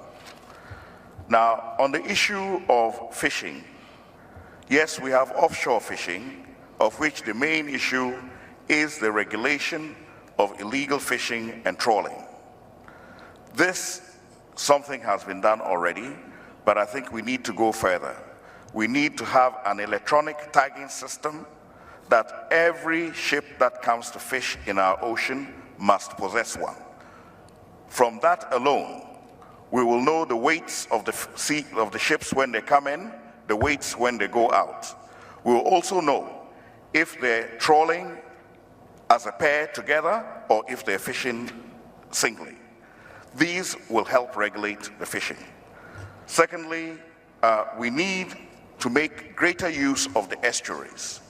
The estuaries can probably give our small-scale fishermen more income than going out to the sea with subsidized pre-mixed fuel for a jolly ride and coming back with very little catch. If we focus on the estuaries, there's possibilities for prawn fishing, for prawn industry, which can be as big as what they're doing now. And I believe we already see the prawns there. It's a matter of making sure that we improve it and make it something that they do more often in a technical way. The matter of recreational use of our marine resource. We all are aware that Ghana is one of the closest countries to zero longitude and zero latitude. If any other country was blessed with this geographical location, the mystery around it alone will create a tourist industry that everybody would come to see. It is not unusual, this geographic location, and associate it strongly with Ghana, because there are already myths that if you're near that point, the water goes in the reverse centrifugal fashion down to the ocean, and that has power of reducing poisons from your body. Now, whether it does or not, we will collect our tourist revenue and our people will get money. Lastly, I think on the matter of marine fishing, marine resources, we must look at it as a resource for the future and handle it as such. Thank you very much. Now to the PNC, please. Thank you. Thank you very much. We are blessed in Ghana, but we tend not to know and make use of the mineral and natural resources that we do have. In other countries, they have been able to protect their water bodies in a way that fishing becomes a model for the youth, where many people engage into fishing, special boats are bought, and police are controlled and given at all the borders of the fishing areas.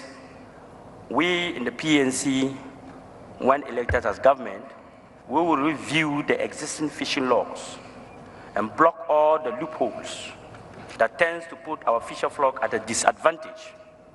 We shall also explore other ways of reviving and revamping the fishing industry.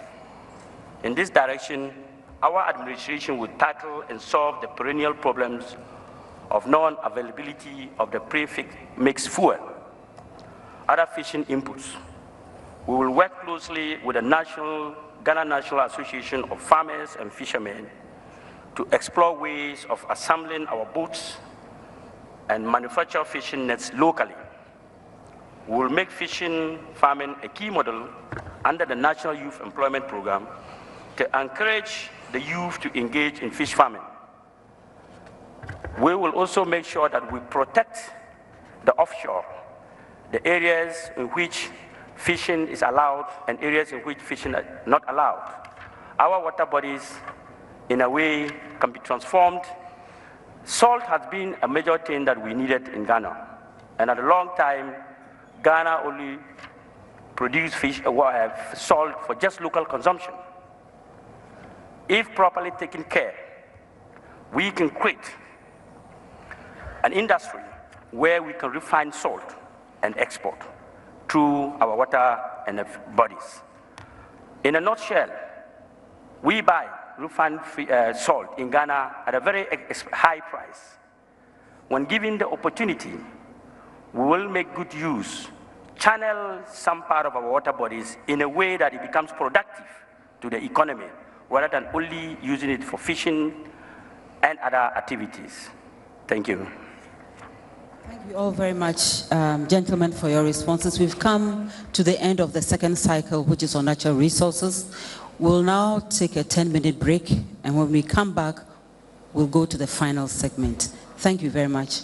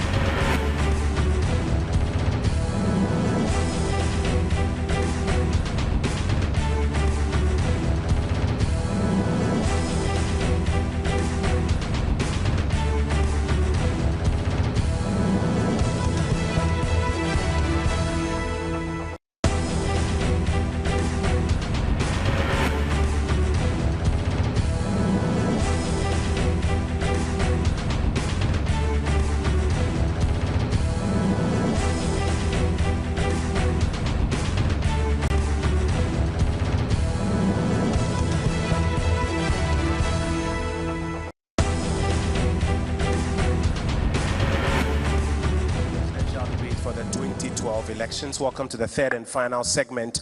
In this segment, we're talking about women, children, and foreign policy. I'll start with you, Mr. Hassan Ayariga of the PNC.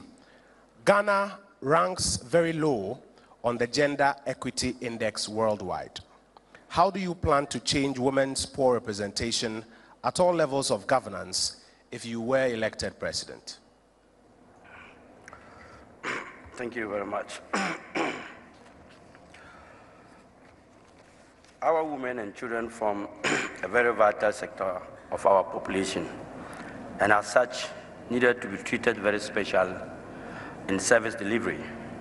Our administration will focus on empowering women to face global competition in all aspects of life. We will achieve this through 1, identifying viable women groups and organizations and empower them to descend to the grassroots to support the grassroots women in trade and in businesses. We will establish capacity training centers to train more women in character and leadership, to take up leadership positions both in public and in private sector, and also identify career women and supporting them as well as encouraging them to serve as role models and inspire the less privileged women in society. We will continue to subsidize the price of sanitary wear so that mothers can afford for their babies, and also expand the LEAP program to cover all single mothers. We will place a 50% reduction for women embarking on Hajj pilgrimage and establish scholarship for brilliant female students from poor homes. Let me make this clear. If the NDC and the MPP are serious about women, they would have made either their presidential or vice presidential candidate a woman. That is why the PNC has done it. This means that a woman will be at the presidency when we go to the castle in 2013. And if God forbid, in any time that anything happened to me, she will be the president of Ghana.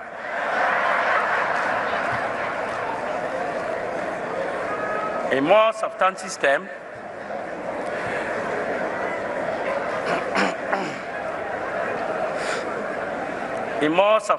term, a PNC government will work to ensure that our national orientation that women are second-class citizens. Women must always assist and support men and not the other way around is change. Without a change in our orientation, all the lofty ideas about women empowerment will go to nothing. Once our orientation is changed, the PNC government will implement affirmative action to ensure that women and men are at par in all things in the country. These measures would include 1, passage and implementation of affirmative action law, ensuring that there is a 50% quota for women in all public appointments, ensuring that local government and national elections stood up, women have half of their candidates for the election that women are supported to effectively. Thank you, Mr. Ayerga. Thank you. Let me go to the MPPs, Nana Akufo-Addo. You have 3 minutes. Once again, thank you, Kojo.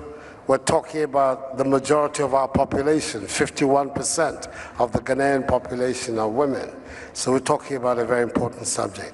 I think much as all of us would like to see a woman president one day, I'm hoping that that does not require the premature passing away of my good friend Hassan Ayerga. That is if he's able to win an election, which is also a matter that is out there. But really, the issue, how do we make sure that, I think that one thing that we're not going down the road is making statements about quotas. The late president's 40% quota for women went up in smoke, like many of the promises that were made in the 2008 election.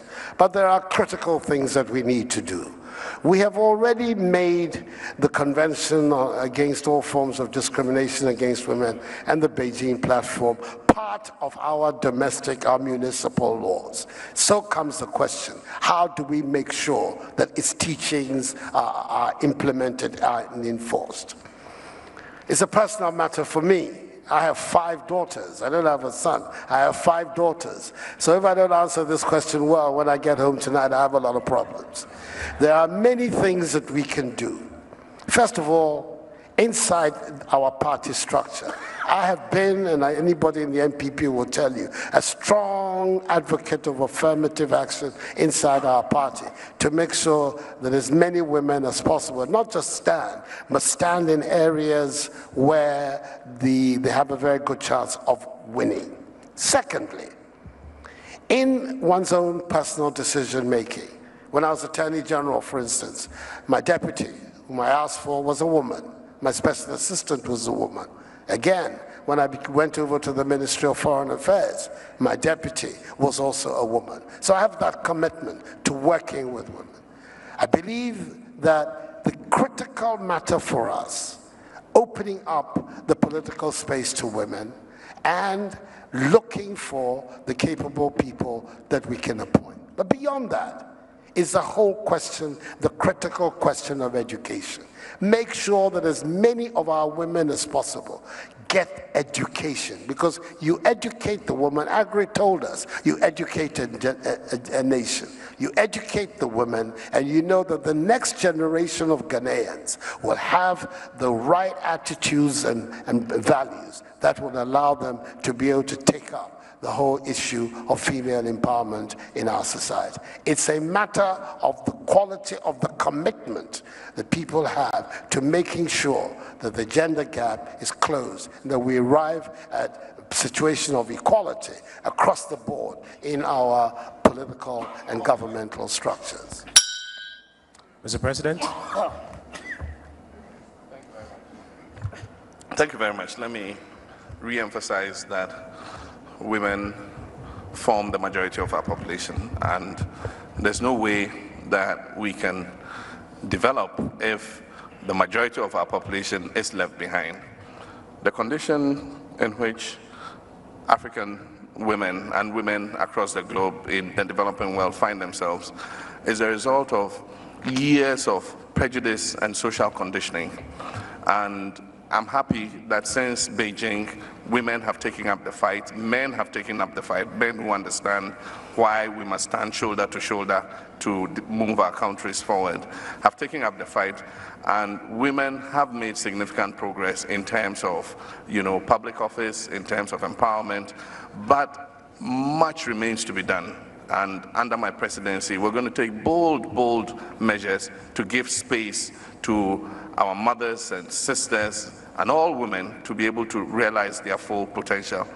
The time has come to discard the platitudes and tokenism that we do. I think that firm measures need to be taken. And the challenges women face are the creation of real opportunities, whether they have real opportunities that they can take advantage of. And the second one is economic empowerment. Often the empowerment is with men. But we must recognize that women are in a sector that, if we encourage, would be able to empower them economically. Women dominate the small and medium enterprise sector, especially in commerce. And so if we put investment there, as we are doing, in terms of Maslow loans, in terms of other credit facilities that they are able to turn around, and indeed they have a better record of paying those facilities back, I think that in one stroke we can increase women's economic empowerment. The problem is also in terms of public office, and I remember under President Mills, he promised 40% women's participation in governance. It was even a major problem identifying women who were prepared to serve. And I think that will take a lot of public awareness. One, because of prejudice of society. Two, because of husbands who sometimes are not willing to see their wives become public figures, that are, in the media limelight and other such issues. And so it's a conditioning that we have to work against. Then, in addition, we must implement firmly an affirmative action for women. There's no doubt about that, in order that we can encourage them to step up to the plate and take advantage of opportunities that exist. I think that to get them to go into political office, especially elective political office, I intend to set up a fund, a Women in Government fund, that will be available for every woman who puts herself up for elective office, to help her financially to be able to win the election and be able to go to parliament or occupy whatever elective position she's standing for.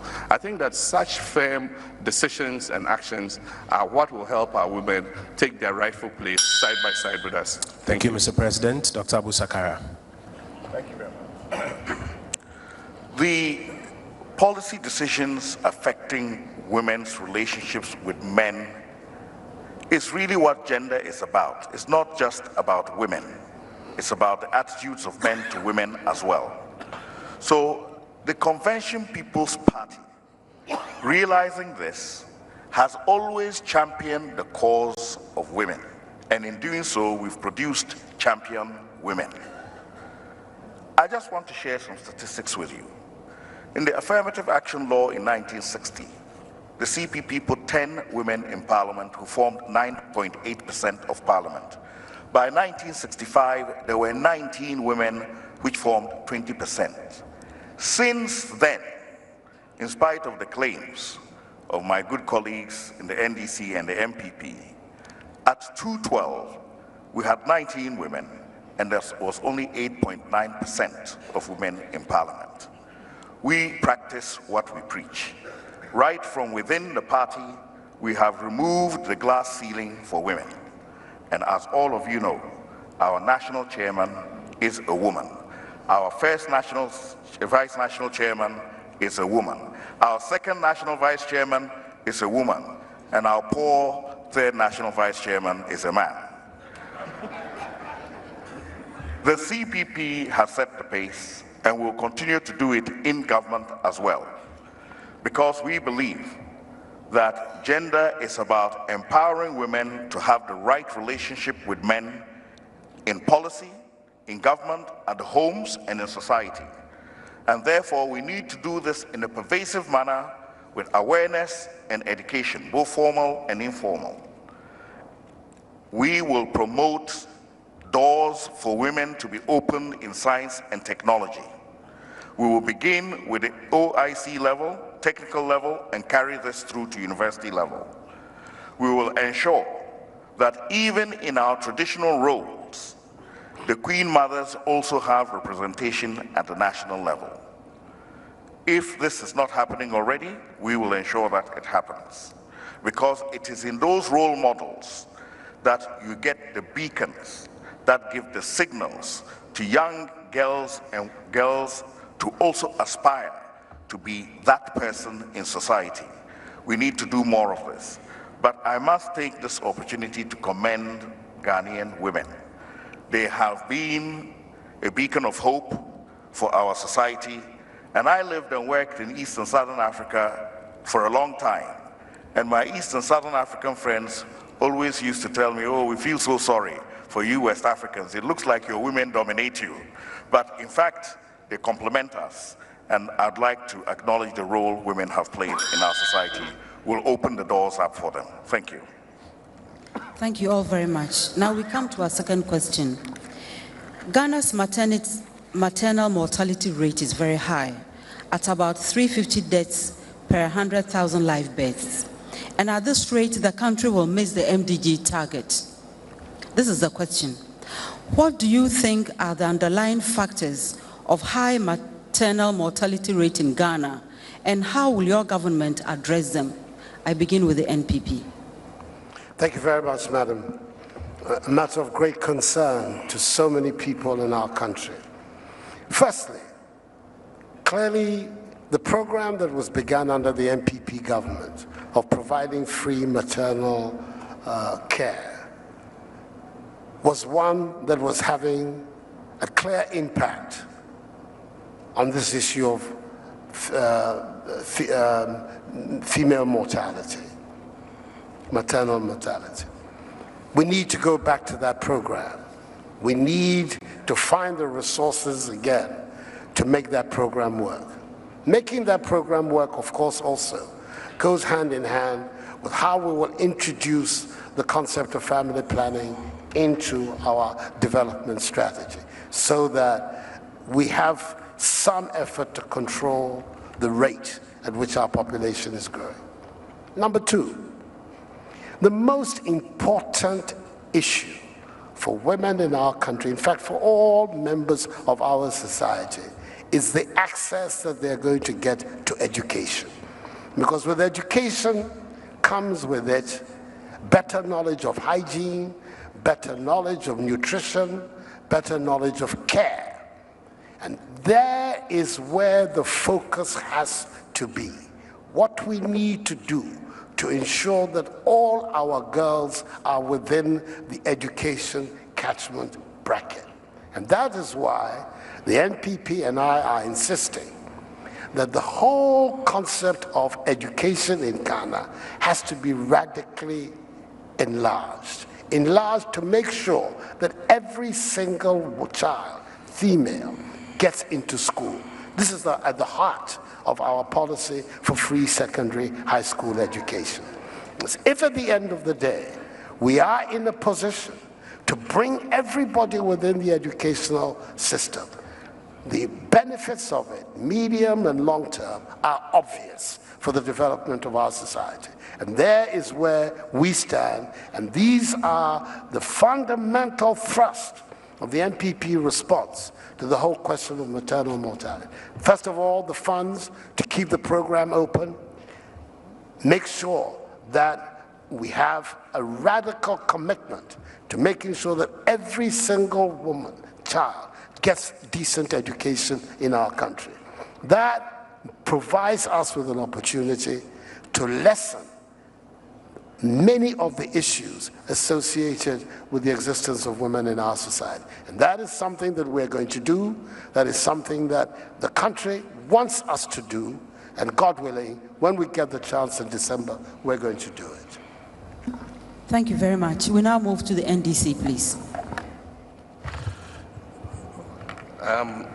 First, I think the MDGs are, in terms of maternal mortality, one of the areas where we are lagging behind. We've made progress on several other MDGs. With regards to maternal mortality, the figures I have seen are closer to about 300 per 100,000 live births. And we need to attain 157 or thereabouts to be able to be in line with the MDGs. A lot of people feel it's hopeless, we can't achieve it. I believe that if we all put our shoulders to the wheel, we can. If it were your mother dying, I think that everybody would want to make sure that no single mother dies out of the basic biological function that God has given them to reproduce humanity. And I think that that is the most cruel death that a human being can live. In order to perpetuate the species, you die in the process. And so we owe it as an obligation to our women to ensure that we reduce maternal deaths to the barest minimum. We've put in a lot of interventions. One basic intervention is access to healthcare in the first place. A woman can be as educated as anything. If she's a teacher and she's in a remote village and there's no hospital, there's no CHIPS compound, she will die in childbirth if there's a complication. And so what we have been doing, and I will continue to do, is to take healthcare to the mothers wherever they are, to ensure that they have trained personnel who can monitor them before birth. If the pregnancy is going to be complicated, if the birth is going to be complicated, move the mother to the nearest healthcare facility where she can have a supervised delivery. You notice that where we have supervised deliveries in our health facilities, the maternal mortality figure is lower. Most of the maternal deaths in this country occur from unsupervised deliveries. And so that's what we've been working on. We've, in the last 4 years, built 1,300 CHIPS compounds across the country to take healthcare, maternal healthcare to mothers in the remotest areas. We have deployed 161 ambulances under the National Ambulance Service, and we're establishing communication systems where even in the remote villages, a health attendant can call and say, we have a difficult delivery, send an ambulance, let's evacuate this mother. And so we will continue, and under my presidency, I will continue firmly to roll this out. Maternal mortality is linked with a lot of things. It even includes the road that leads to the village. If the road is in poor shape and therefore taxis and other vehicles are reluctant to go there, if there's a difficult birth, I've seen cases where mothers are jacked up behind a motorcycle and riding for miles to get to a health center. We will send the health centers and the CHIPS compounds to them. We will improve the roads so that they can be evacuated easily in the event of difficult births. And we will look at all the linkages that make our mothers die when they are giving birth and make sure that we put in place, under my presidency, interventions that will prevent that from happening. Thank you. Thank you so much. CPP, please. Thank you very much. The 350 per 10,000 live births, 50 more than the president said, is where we are. And in order to reduce this significantly, we have to look at the magnitude of the problem and invest sufficient resources to at least halve it. This does not mean small incremental allocations. It means a massive injection to bring the facilities to the people immediately. It is not too much to ask for a small room with a solar light, clean equipment, alcohol, and also strappings that can be used to strap the pregnant mother down during transportation in order to prevent rupture. These are expenses which we as a nation can afford. And it is a disgrace that we are able to afford so many expensive things, and yet these little things, which these people in rural areas do not ask a lot for, we don't want to give it to them. Under my presidency, I will make sure that they get it in one term of office. We will ensure that all the CHIPS compounds are put in place, and in addition to that, we expand the quota of trained traditional house midwives that will be able to assist the trained midwife. We will also expand the transportation system to open the rural roads so that intermediate transport can be used to access them. Many of the pregnancies that go to term and end up in trouble arise from a mother who has been carrying a load on her head for about 3 kilometers before she arrives home. This is because we are still relying on women, pregnant women with children on their backs, to carry the yams to their houses before they get to our tables for the fufu that we eat. The least we can do is open up the roads for them and provide them intermediate transport. What we will also do to make sure we reduce the maternal mortality rate is to expand the level of awareness in the community so that we can have more help for women in the later stages of pregnancy. Traditionally, we have a situation where younger women come to help a mother who is pregnant. But increasingly with education, many of the younger women are in school. I think at a community and local government level, we can make small payments to the traditional housewives to be able to increase their visitations to all mothers in the village. Thank you very much. Thank you also. PNC, please. Thank you. Making motherhood matters in Ghana involve the creation of an enabling environment and circumstances within which a woman is able to choose whether to be pregnant, and if she does, ensure she receives care for prevention and treatment of pregnancy-related complications. Despite all the effort made so far, maternal mortality ratio is still high at 350 to 100,000 lives per birth. Attendance by birth by unskilled personnel is high at 43%. Unmet needed for contraception is high at 35%. Total fertility rate is high at 4.3%. The case of maternal mortality can be attributed to 3 delays. The first delay in seeking care. The second delay in reaching care. And the third delay is delay in receiving care. The situation arises as a result of interplay of several factors, including low status and empowerment of women in the society, low educational status of women, inadequate information of women, unskilled caregivers about danger signs of pregnancy, labor and delivery, inadequate information of men about childbirth, and male dominance in decision-making to seek care, and poor male involvement in maternity care and mental health. The second delay has a result of the following: poor physical accessibility to skilled care, mostly poor roads infrastructure to facilities, unavailability of efficient ambulance services, and referral mechanism. The third one is the poor physical infrastructure, unavailability of needed medical care and equipment, supplies of skilled care, inadequate skilled human resources for mental health contribution to this delay, the refusal of skilled personnel to serve the remote areas of the country and poor attitude also have major impact on mental health care delivery in Ghana. Our policy is to improve the infrastructural development to encourage healthcare and midwives and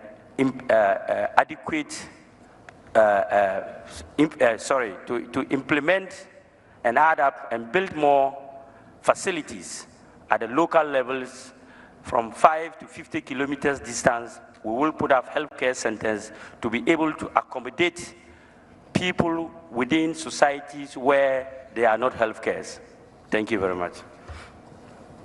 Thank you, Mr. Yaga. Thank you to the candidates. We go for our penultimate question in this debate tonight. And at this stage, we want to talk about the media. In election years and even beyond, there is worry about media conduct, inflammatory language, feeding of the public with inaccuracies, just to mention a few. What are your views on media regulation? Mr. President, I'll start with you for 3 minutes. What are your views on media regulation? Media regulation. Yes, Mr. President, I'll start with you for 3 minutes. Can you go over the question? You say in election years there... And even beyond, there are worries about media conduct, inflammatory language, feeding of the public with inaccuracies, just to mention a few. As President, the question is, how do you ensure that the excesses of the media are curbed or the potential achieved? Thank you very much. I think that this is necessary not only for election years, but for all time. We have a media that has made a lot of progress. I must admit and commend our media for how far we have come. I have been a part of public service from the time the 1992 Constitution was instituted, and I have known the media before then and where the media is now. We are not there yet. I think it's a stage of our development that we still are grappling with. And it is not the president alone who can do anything to transform the media landscape.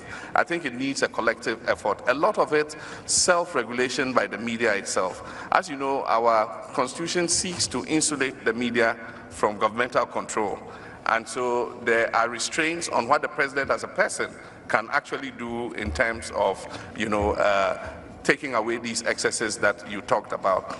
Us politicians and public servants bear the brunt of it. I mean, the inaccuracies, the deliberate falsehoods, the concoctions that don't exist, absolutely.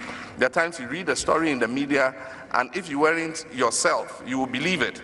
You say, this man is a very bad man. But because you are you know you haven't done that, But part of it also emanates from ourselves. I mean, because we want to win power, we concoct things about our opponents and put them into the media.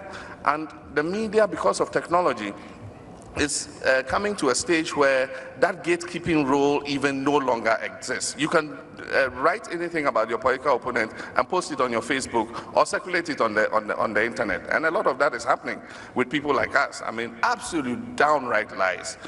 What I think is we must show by example as political leaders, that these things are unacceptable, and we must not indulge in them ourselves. Some political leaders are indulging in them, repeating unsubstantiated allegations against their opponents, and I think that's not right.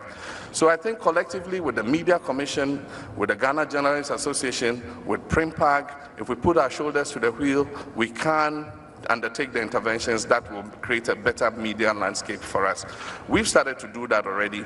We put aside 2 million Ghana cedis for media development, and between the Ministry of Information and the National Media Commission, we're working out the modalities for using it to provide more training for media personnel. It is the one profession where you don't need a qualification to join. If you just have been to school and you have a pen and you can read and write, you can become a journalist and start contributing to the media. Now, you don't even need a qualification. All you need is a laptop or an iPad, and you can be on the internet and write whatever you want.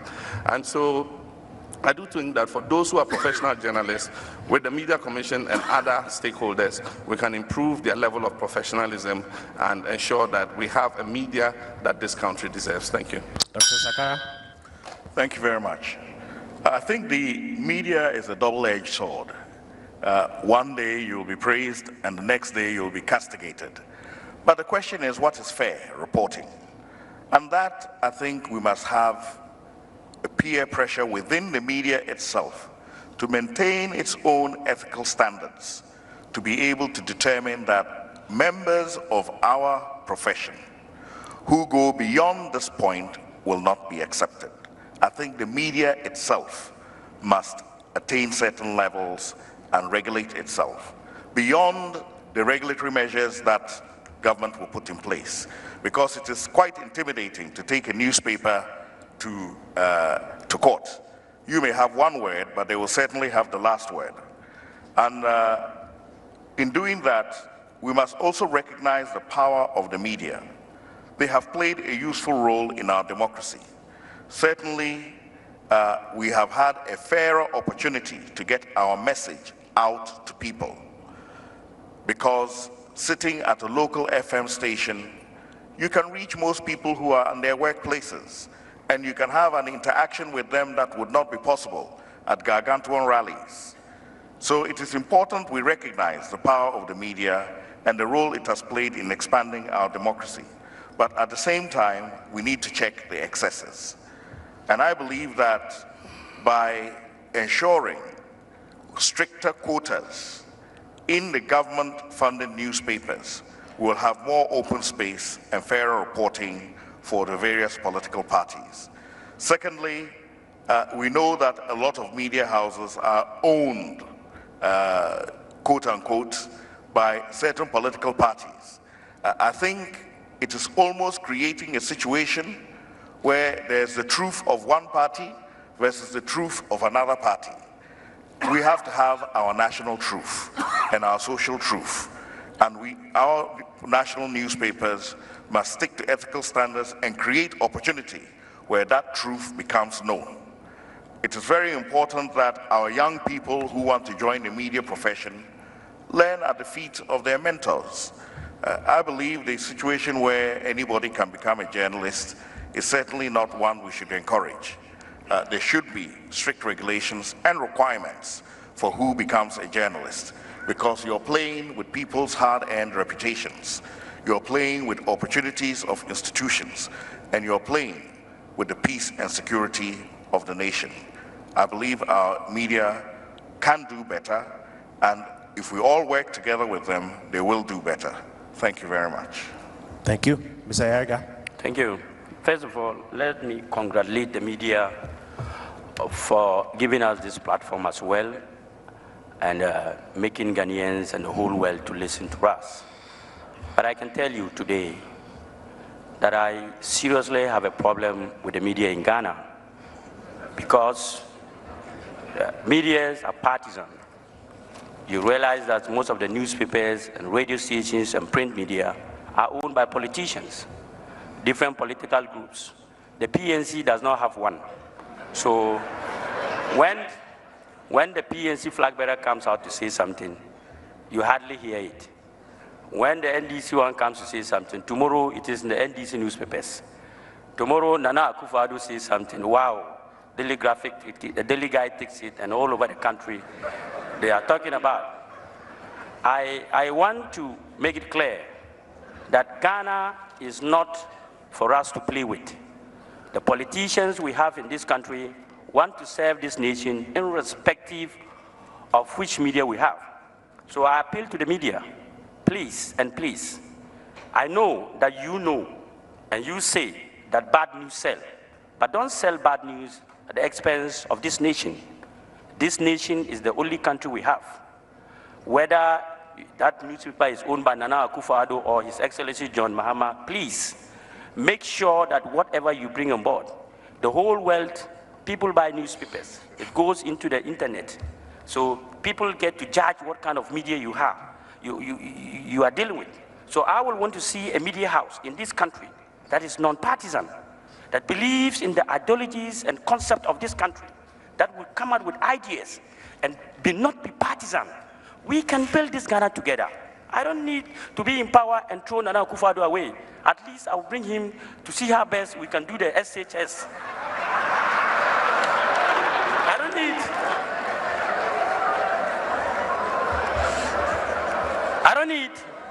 I don't need to throw my brother Abu Sankara away. At least agriculture part, I can put him there to see how we can handle the farmlands in the north and other parts of the country. His Excellency is a communicator. At least as a foreign minister, he will communicate well with us.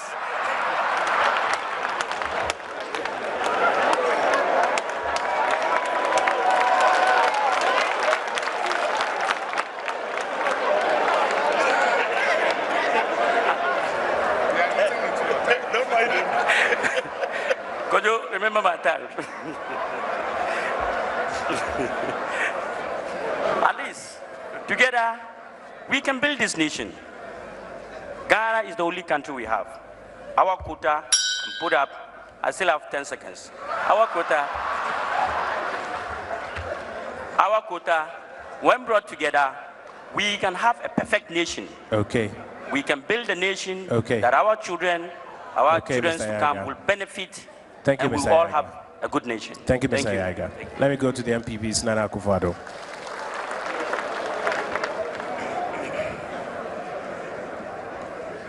You have 3 minutes. Okojo, thank you. Well, it's good that my young brother Hassan is making his cabinet right here in front of all of us. Okojo, this is an extremely important matter.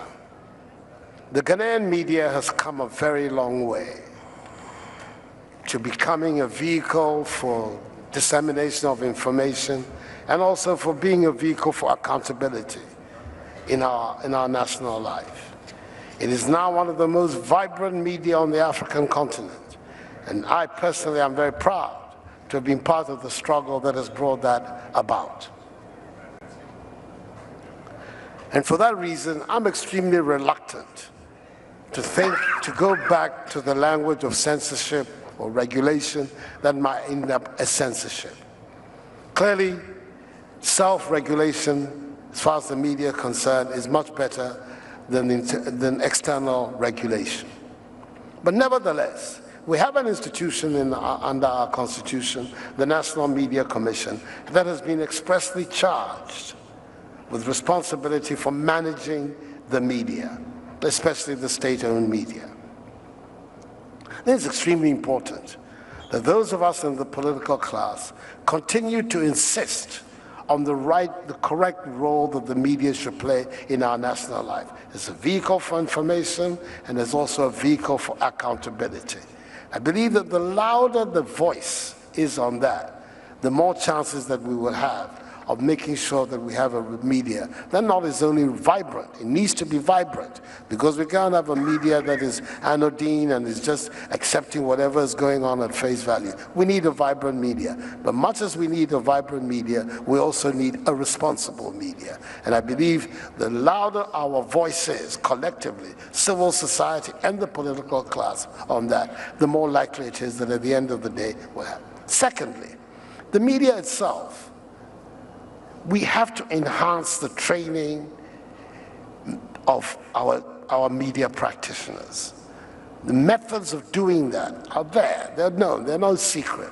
That we need to enhance their training so that the professional standards that they should adopt are the internationally best accepted practices and the professional standards that we require to move a free society forward. Therefore, they have to devise methods to ensure that, and particularly to devise methods to ensure that our state-owned media doesn't become the propaganda wing of the ruling party at any one stage, but that it plays its role of giving the Ghanaian people relevant information and insisting on accountability. This is the way forward, as far as I'm concerned, in making sure that we have that vibrant but responsible media. Thank you. Thank you so much. Now we come to our final question before the summary one. And I begin with Dr. Abu Sankara Fossa of the CPP. What would be the main thrust of your foreign policy when elected as president? Ghana's foreign policy has rested on 4 pillars.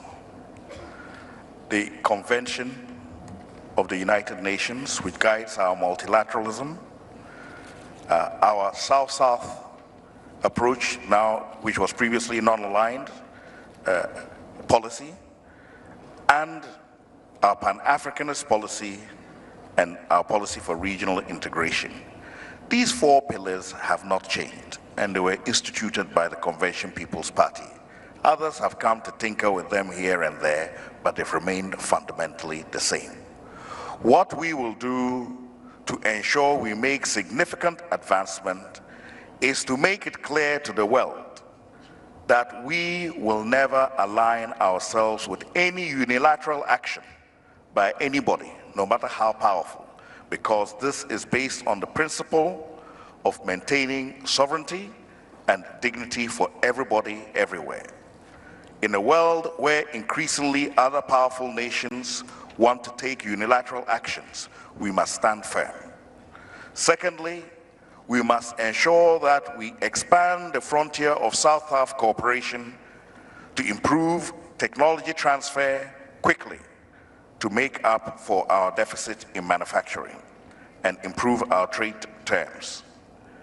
We must also ensure that we remain committed to Pan-Africanism. We, at this moment, have lost the glimmer in our light as Pan-Africanists, because when we have been challenged to rise to the occasion, we have dithered. We did not take our good neighborly role in Ivory Coast seriously. And that resulted in a conflict that is still going on, and we are harboring the refugees. We must look to the ECOWAS Pact and ensure that we step up to the plate to resolve these conflicts. The security on our borders is important, and we must ensure that our foreign policy speaks to that.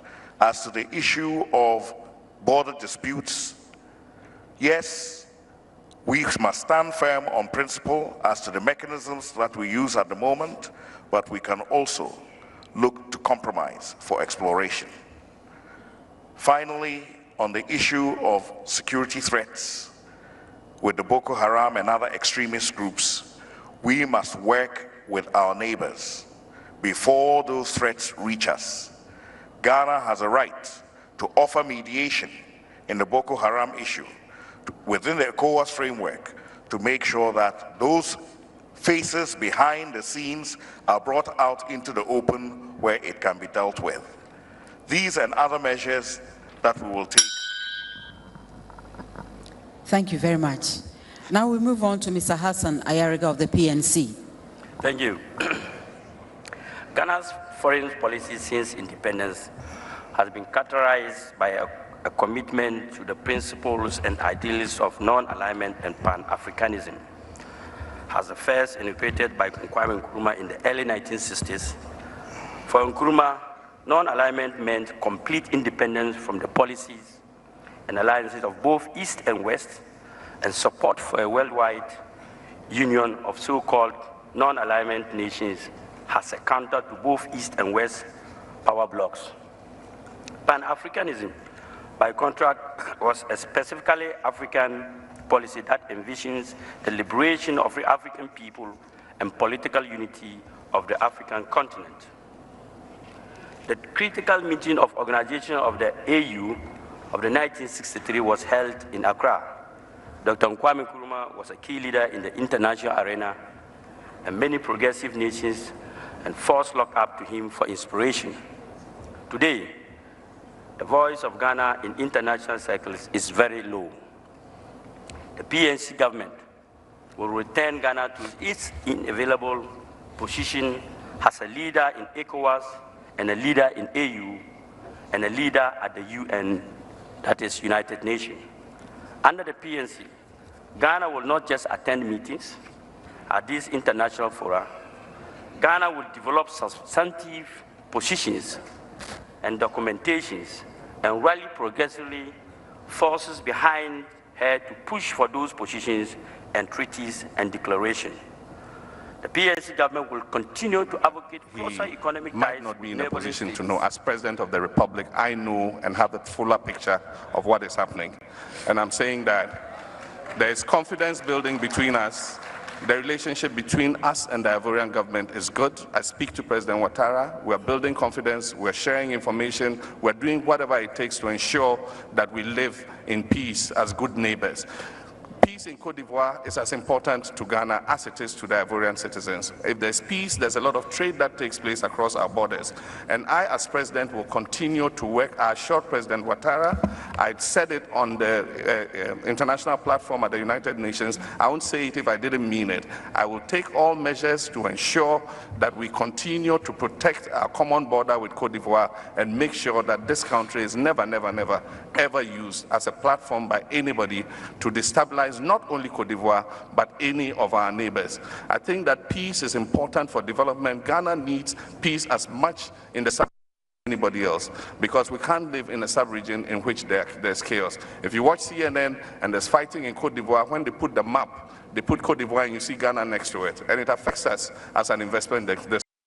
And so as president, I'm going to continue to deepen the relationship between us and our neighbors, between us and my co-presidents, make sure that I communicate with them on a frequent basis so that we are all abreast with what is happening and all make sure that peace is our collective responsibility. Thank you. Thank you.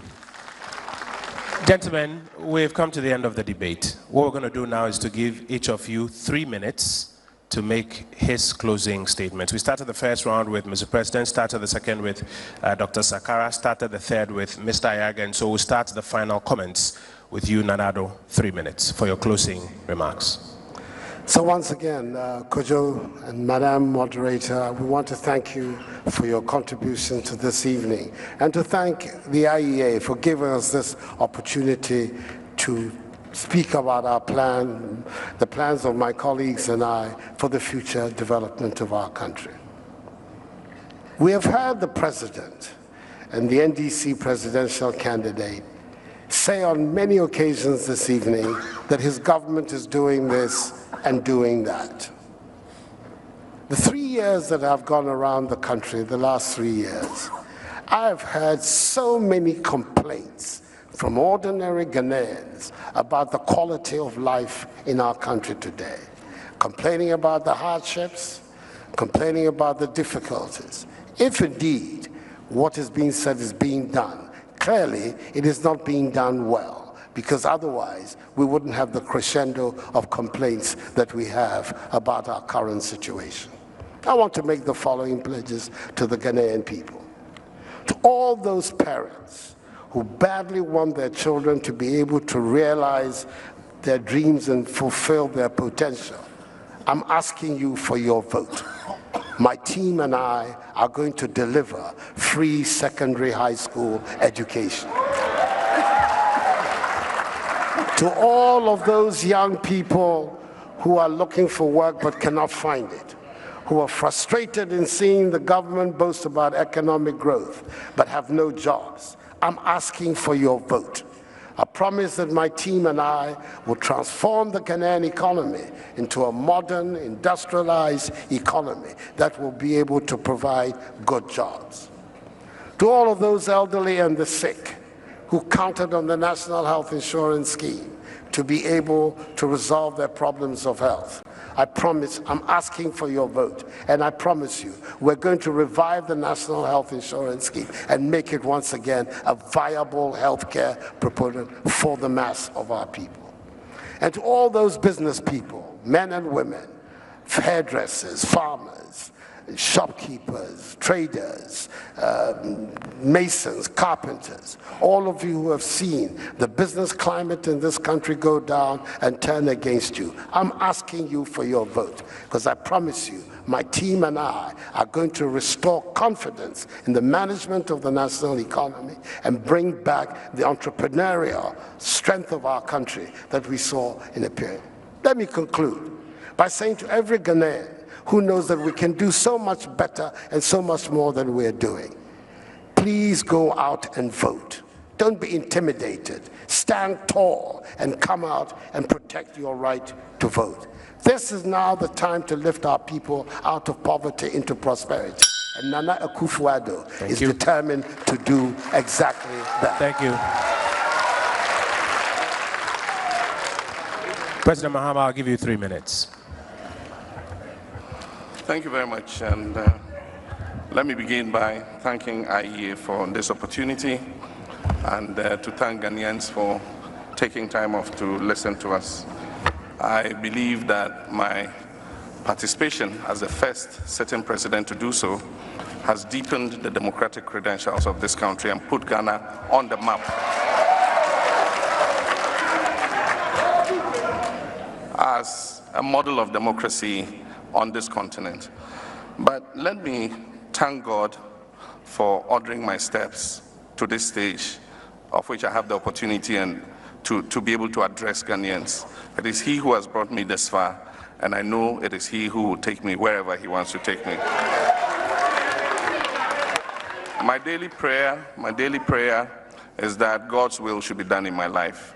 If it is His will that I be president of this country, it shall come to pass. The NDC government has done a lot in 4 years. Our constitution gives presidents 2 terms. Take it that I'm the spare driver or caretaker or whatever. Professor Mills of blessed memory started the process, and I'm finishing his unexpired term. I believe that the NDC government deserves a 2nd term to be able to build on the foundation that it has laid in these 4 years. And I'm certain that Ghanaians would vote for me and turn me from the spare driver that I've been described as into the actual driver of the bus, leading us to the destination that we want to go to. I want to also say that at this stage in our history, what Ghana needs is the collective energies of our people to be harnessed together to be able to move this nation forward. And so the kind of leader Ghana needs is one who is inclusive, who is able to unify this country, who is able to bring the people together to be able to attain the objective that we want to achieve, a unifier, an inclusive president. That is what I offer. By my upbringing, I've been a team player. I respect every single member of the team, however placed you are in society. Even the lowest placed person is a valued member of my team, and I give them that respect. I offer a leadership of humility, a leadership of modesty, a leadership of honesty. That is what I offer Ghanaians, and I'm sure that Ghanaians will go to the poll and they will endorse John Dramani Mahama to be the president. My party has a solid plan for this country. We will provide solid and quality education. We will provide the infrastructure and skilled training for young people. We will create a healthy nation, and we will also ensure prosperity for all our people, not just a few. That is what social democracy is about. Our party is determined to ensure that the fruits of growth are spread. Thank you. Thank you. Thank you, Mr. President. We're just at the end of the debate. We have no longer got room for rebuttals. We're just doing closing comments at this stage. We no longer have room for rebuttals. We're just taking closing comments at this stage. And every candidate is going to have 3 minutes to do their closing comments. Dr. Abu Sakara, I'll be coming to you. May we have some silence in the auditorium? Dr. Sakara, please go ahead. We didn't hear you. Dr. Sakara, go ahead. 3 minutes. Thank you very much. I am very grateful to the IEA and my fellow Ghanaians who have been on this platform with us every step of the way. I'm also very grateful to Almighty God for encouraging me and giving me the courage to step up to a task which I thought was insurmountable, but by His grace, it has not been. My choice to contest for this presidency was not just a personal one. I believe it was a calling. Because at this time in our nation, we have only one of 2 choices: either to proceed on the path of peace and prosperity for all, or proceed on the path of prosperity for a few at the expense of the many. Ladies and gentlemen, the track record speaks for itself. Where we are now is a path of prosperity for a few at the expense of the many. And if we continue on that track, it will become irreversible. The Convention People's Party offers you an opportunity to make a decisive choice to move away from that path in this election. What will guide your choice? It's about the test of character, leadership, not just in public life, but in private life. And all my life, I thank God that He's given me world-class leaders who have tutored me in the responsibilities of leadership. I offer you myself to serve in the capacity of President of this country, to take on the fundamental problems that have held us back, and not continue with small incremental attempts that are cosmetic, but address them at the fundamental level. I want to let you know that in our education policy, no child will be left behind. We have done it before, and we will do it again.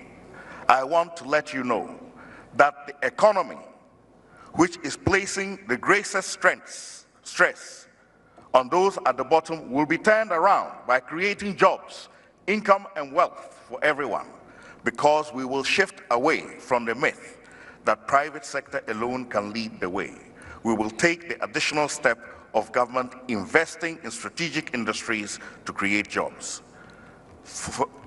Beyond everything else that we will do, we will restore hope to those who believe that all is lost.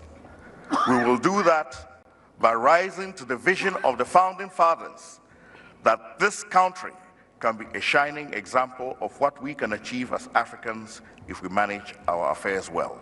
I thank you very much. Thank you. Thank you, Dr. Abu Sakara Foster of the CPP. And the very final word will go to the PNC candidate, Mr. Hassan Ayariga.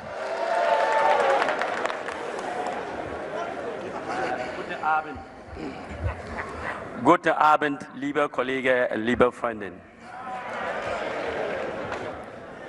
Ich danke alle Leute for coming here. I want to say some few things. Today is a day for us to make decisions.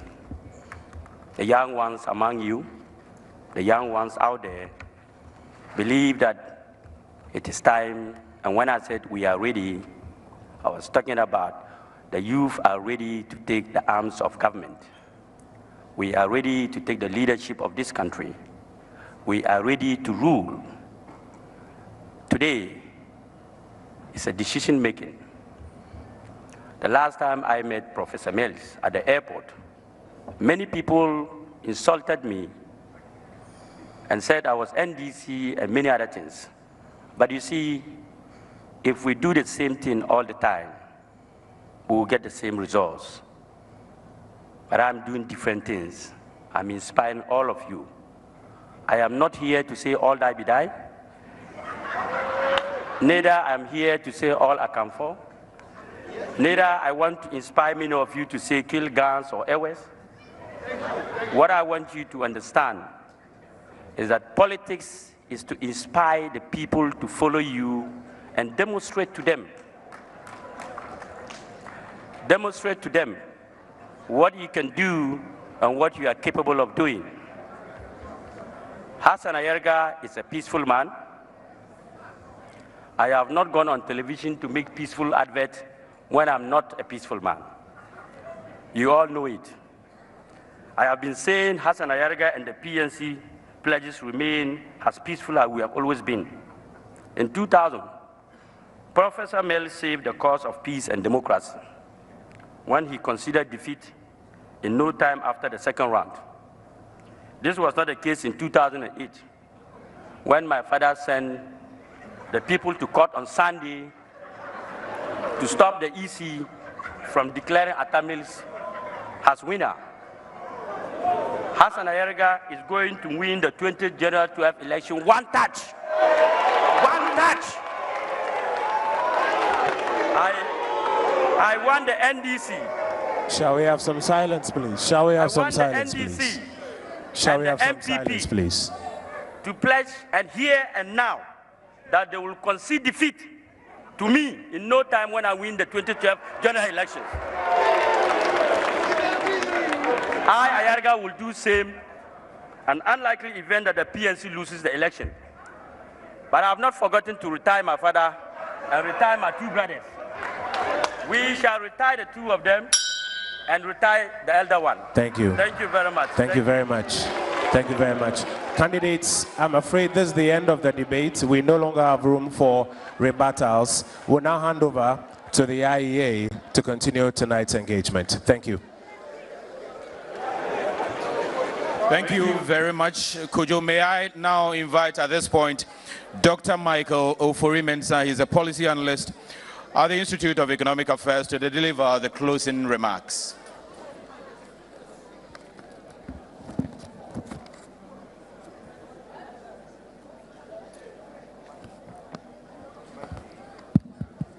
Distinguished ladies and gentlemen, tonight's debate has provided another opportunity for our distinguished presidential candidates here to outline their visions of governance and persuade voters. It is the IEA's hope that the policy proposals which have been outlined will be subjected to detailed analysis so that voters will be better informed. On behalf of the IEA, I wish to express our sincere gratitude to our 4 distinguished presidential candidates for participating in this debate. And to you, our audience here at the banquet hall, and to all viewers and listeners in Ghana and abroad, thank you for making the time to join us. Distinguished ladies and gentlemen, as we approach the final stretch of elections 2012, let us remember that the common bond we share as citizens of Ghana is greater than any party political differences. With that in mind, let us make a collective effort to ensure that this election season remains peaceful and an overall success. Future generations may then look back and say, we did it right. May God continue to bless our homeland, Ghana. Thank you. Dr. Michael Ofori-Mensah. A quick announcement before we have our closing prayer. Audience, kindly remain seated until the distinguished presidential candidates take a leave of us. And distinguished presidential candidates, I respectfully request that you head to the holding room for a brief meeting before you take a leave of us. At this moment, I request the presence of Maulvi Amir Dr. Wahab Adam, head of the Ahmadiyya Muslim Mission, to offer the closing prayer.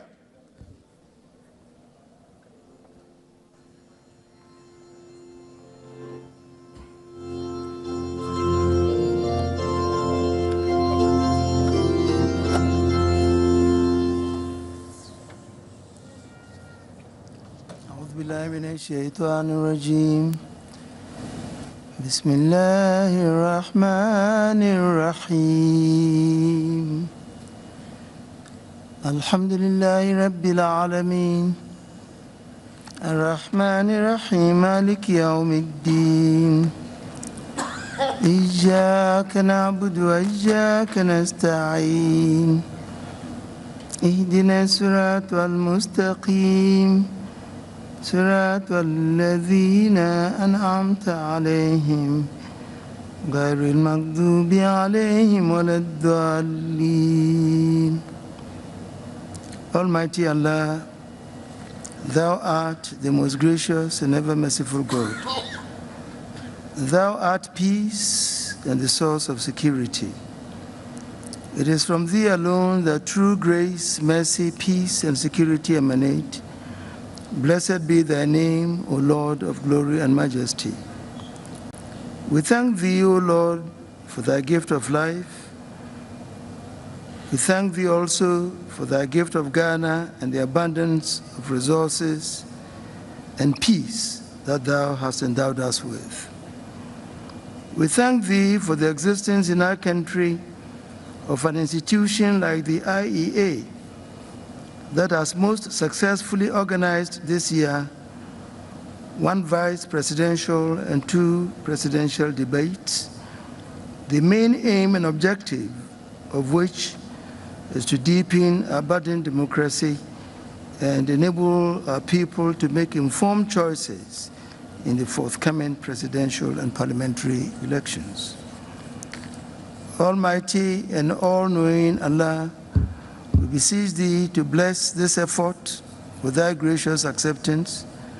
grant us out of thy grace free, fair, transparent, and peaceful elections, which will encourage acceptance by all.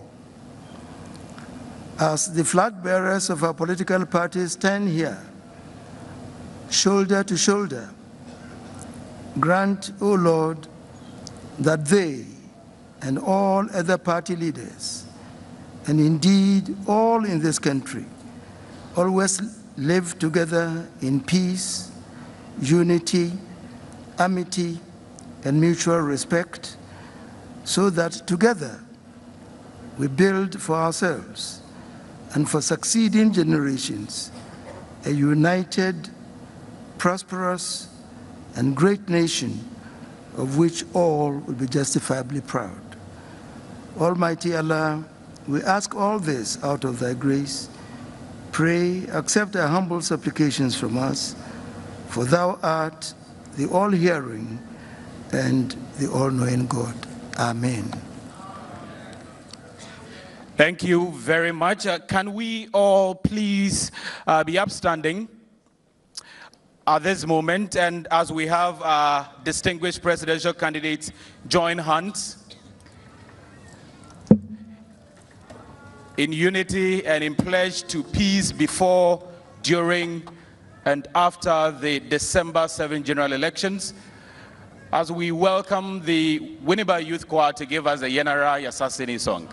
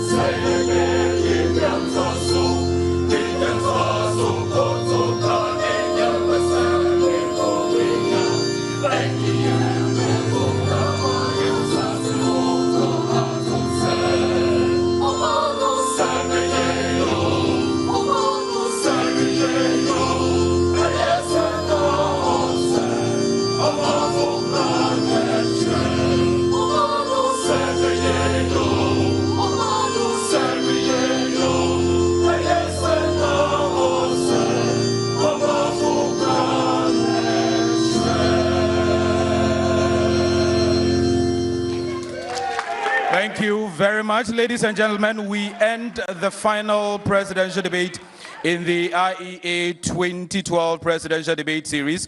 I thank you, distinguished presidential candidate, able moderators, timekeepers, audience, and all of you who have watched and listened to us through the different mediums. We thank you on behalf of the IEA. I thank you, and I thank you for your cooperation. Audience, once again, kindly remain seated as we see the distinguished presidential candidates process to the holding room for a brief meeting.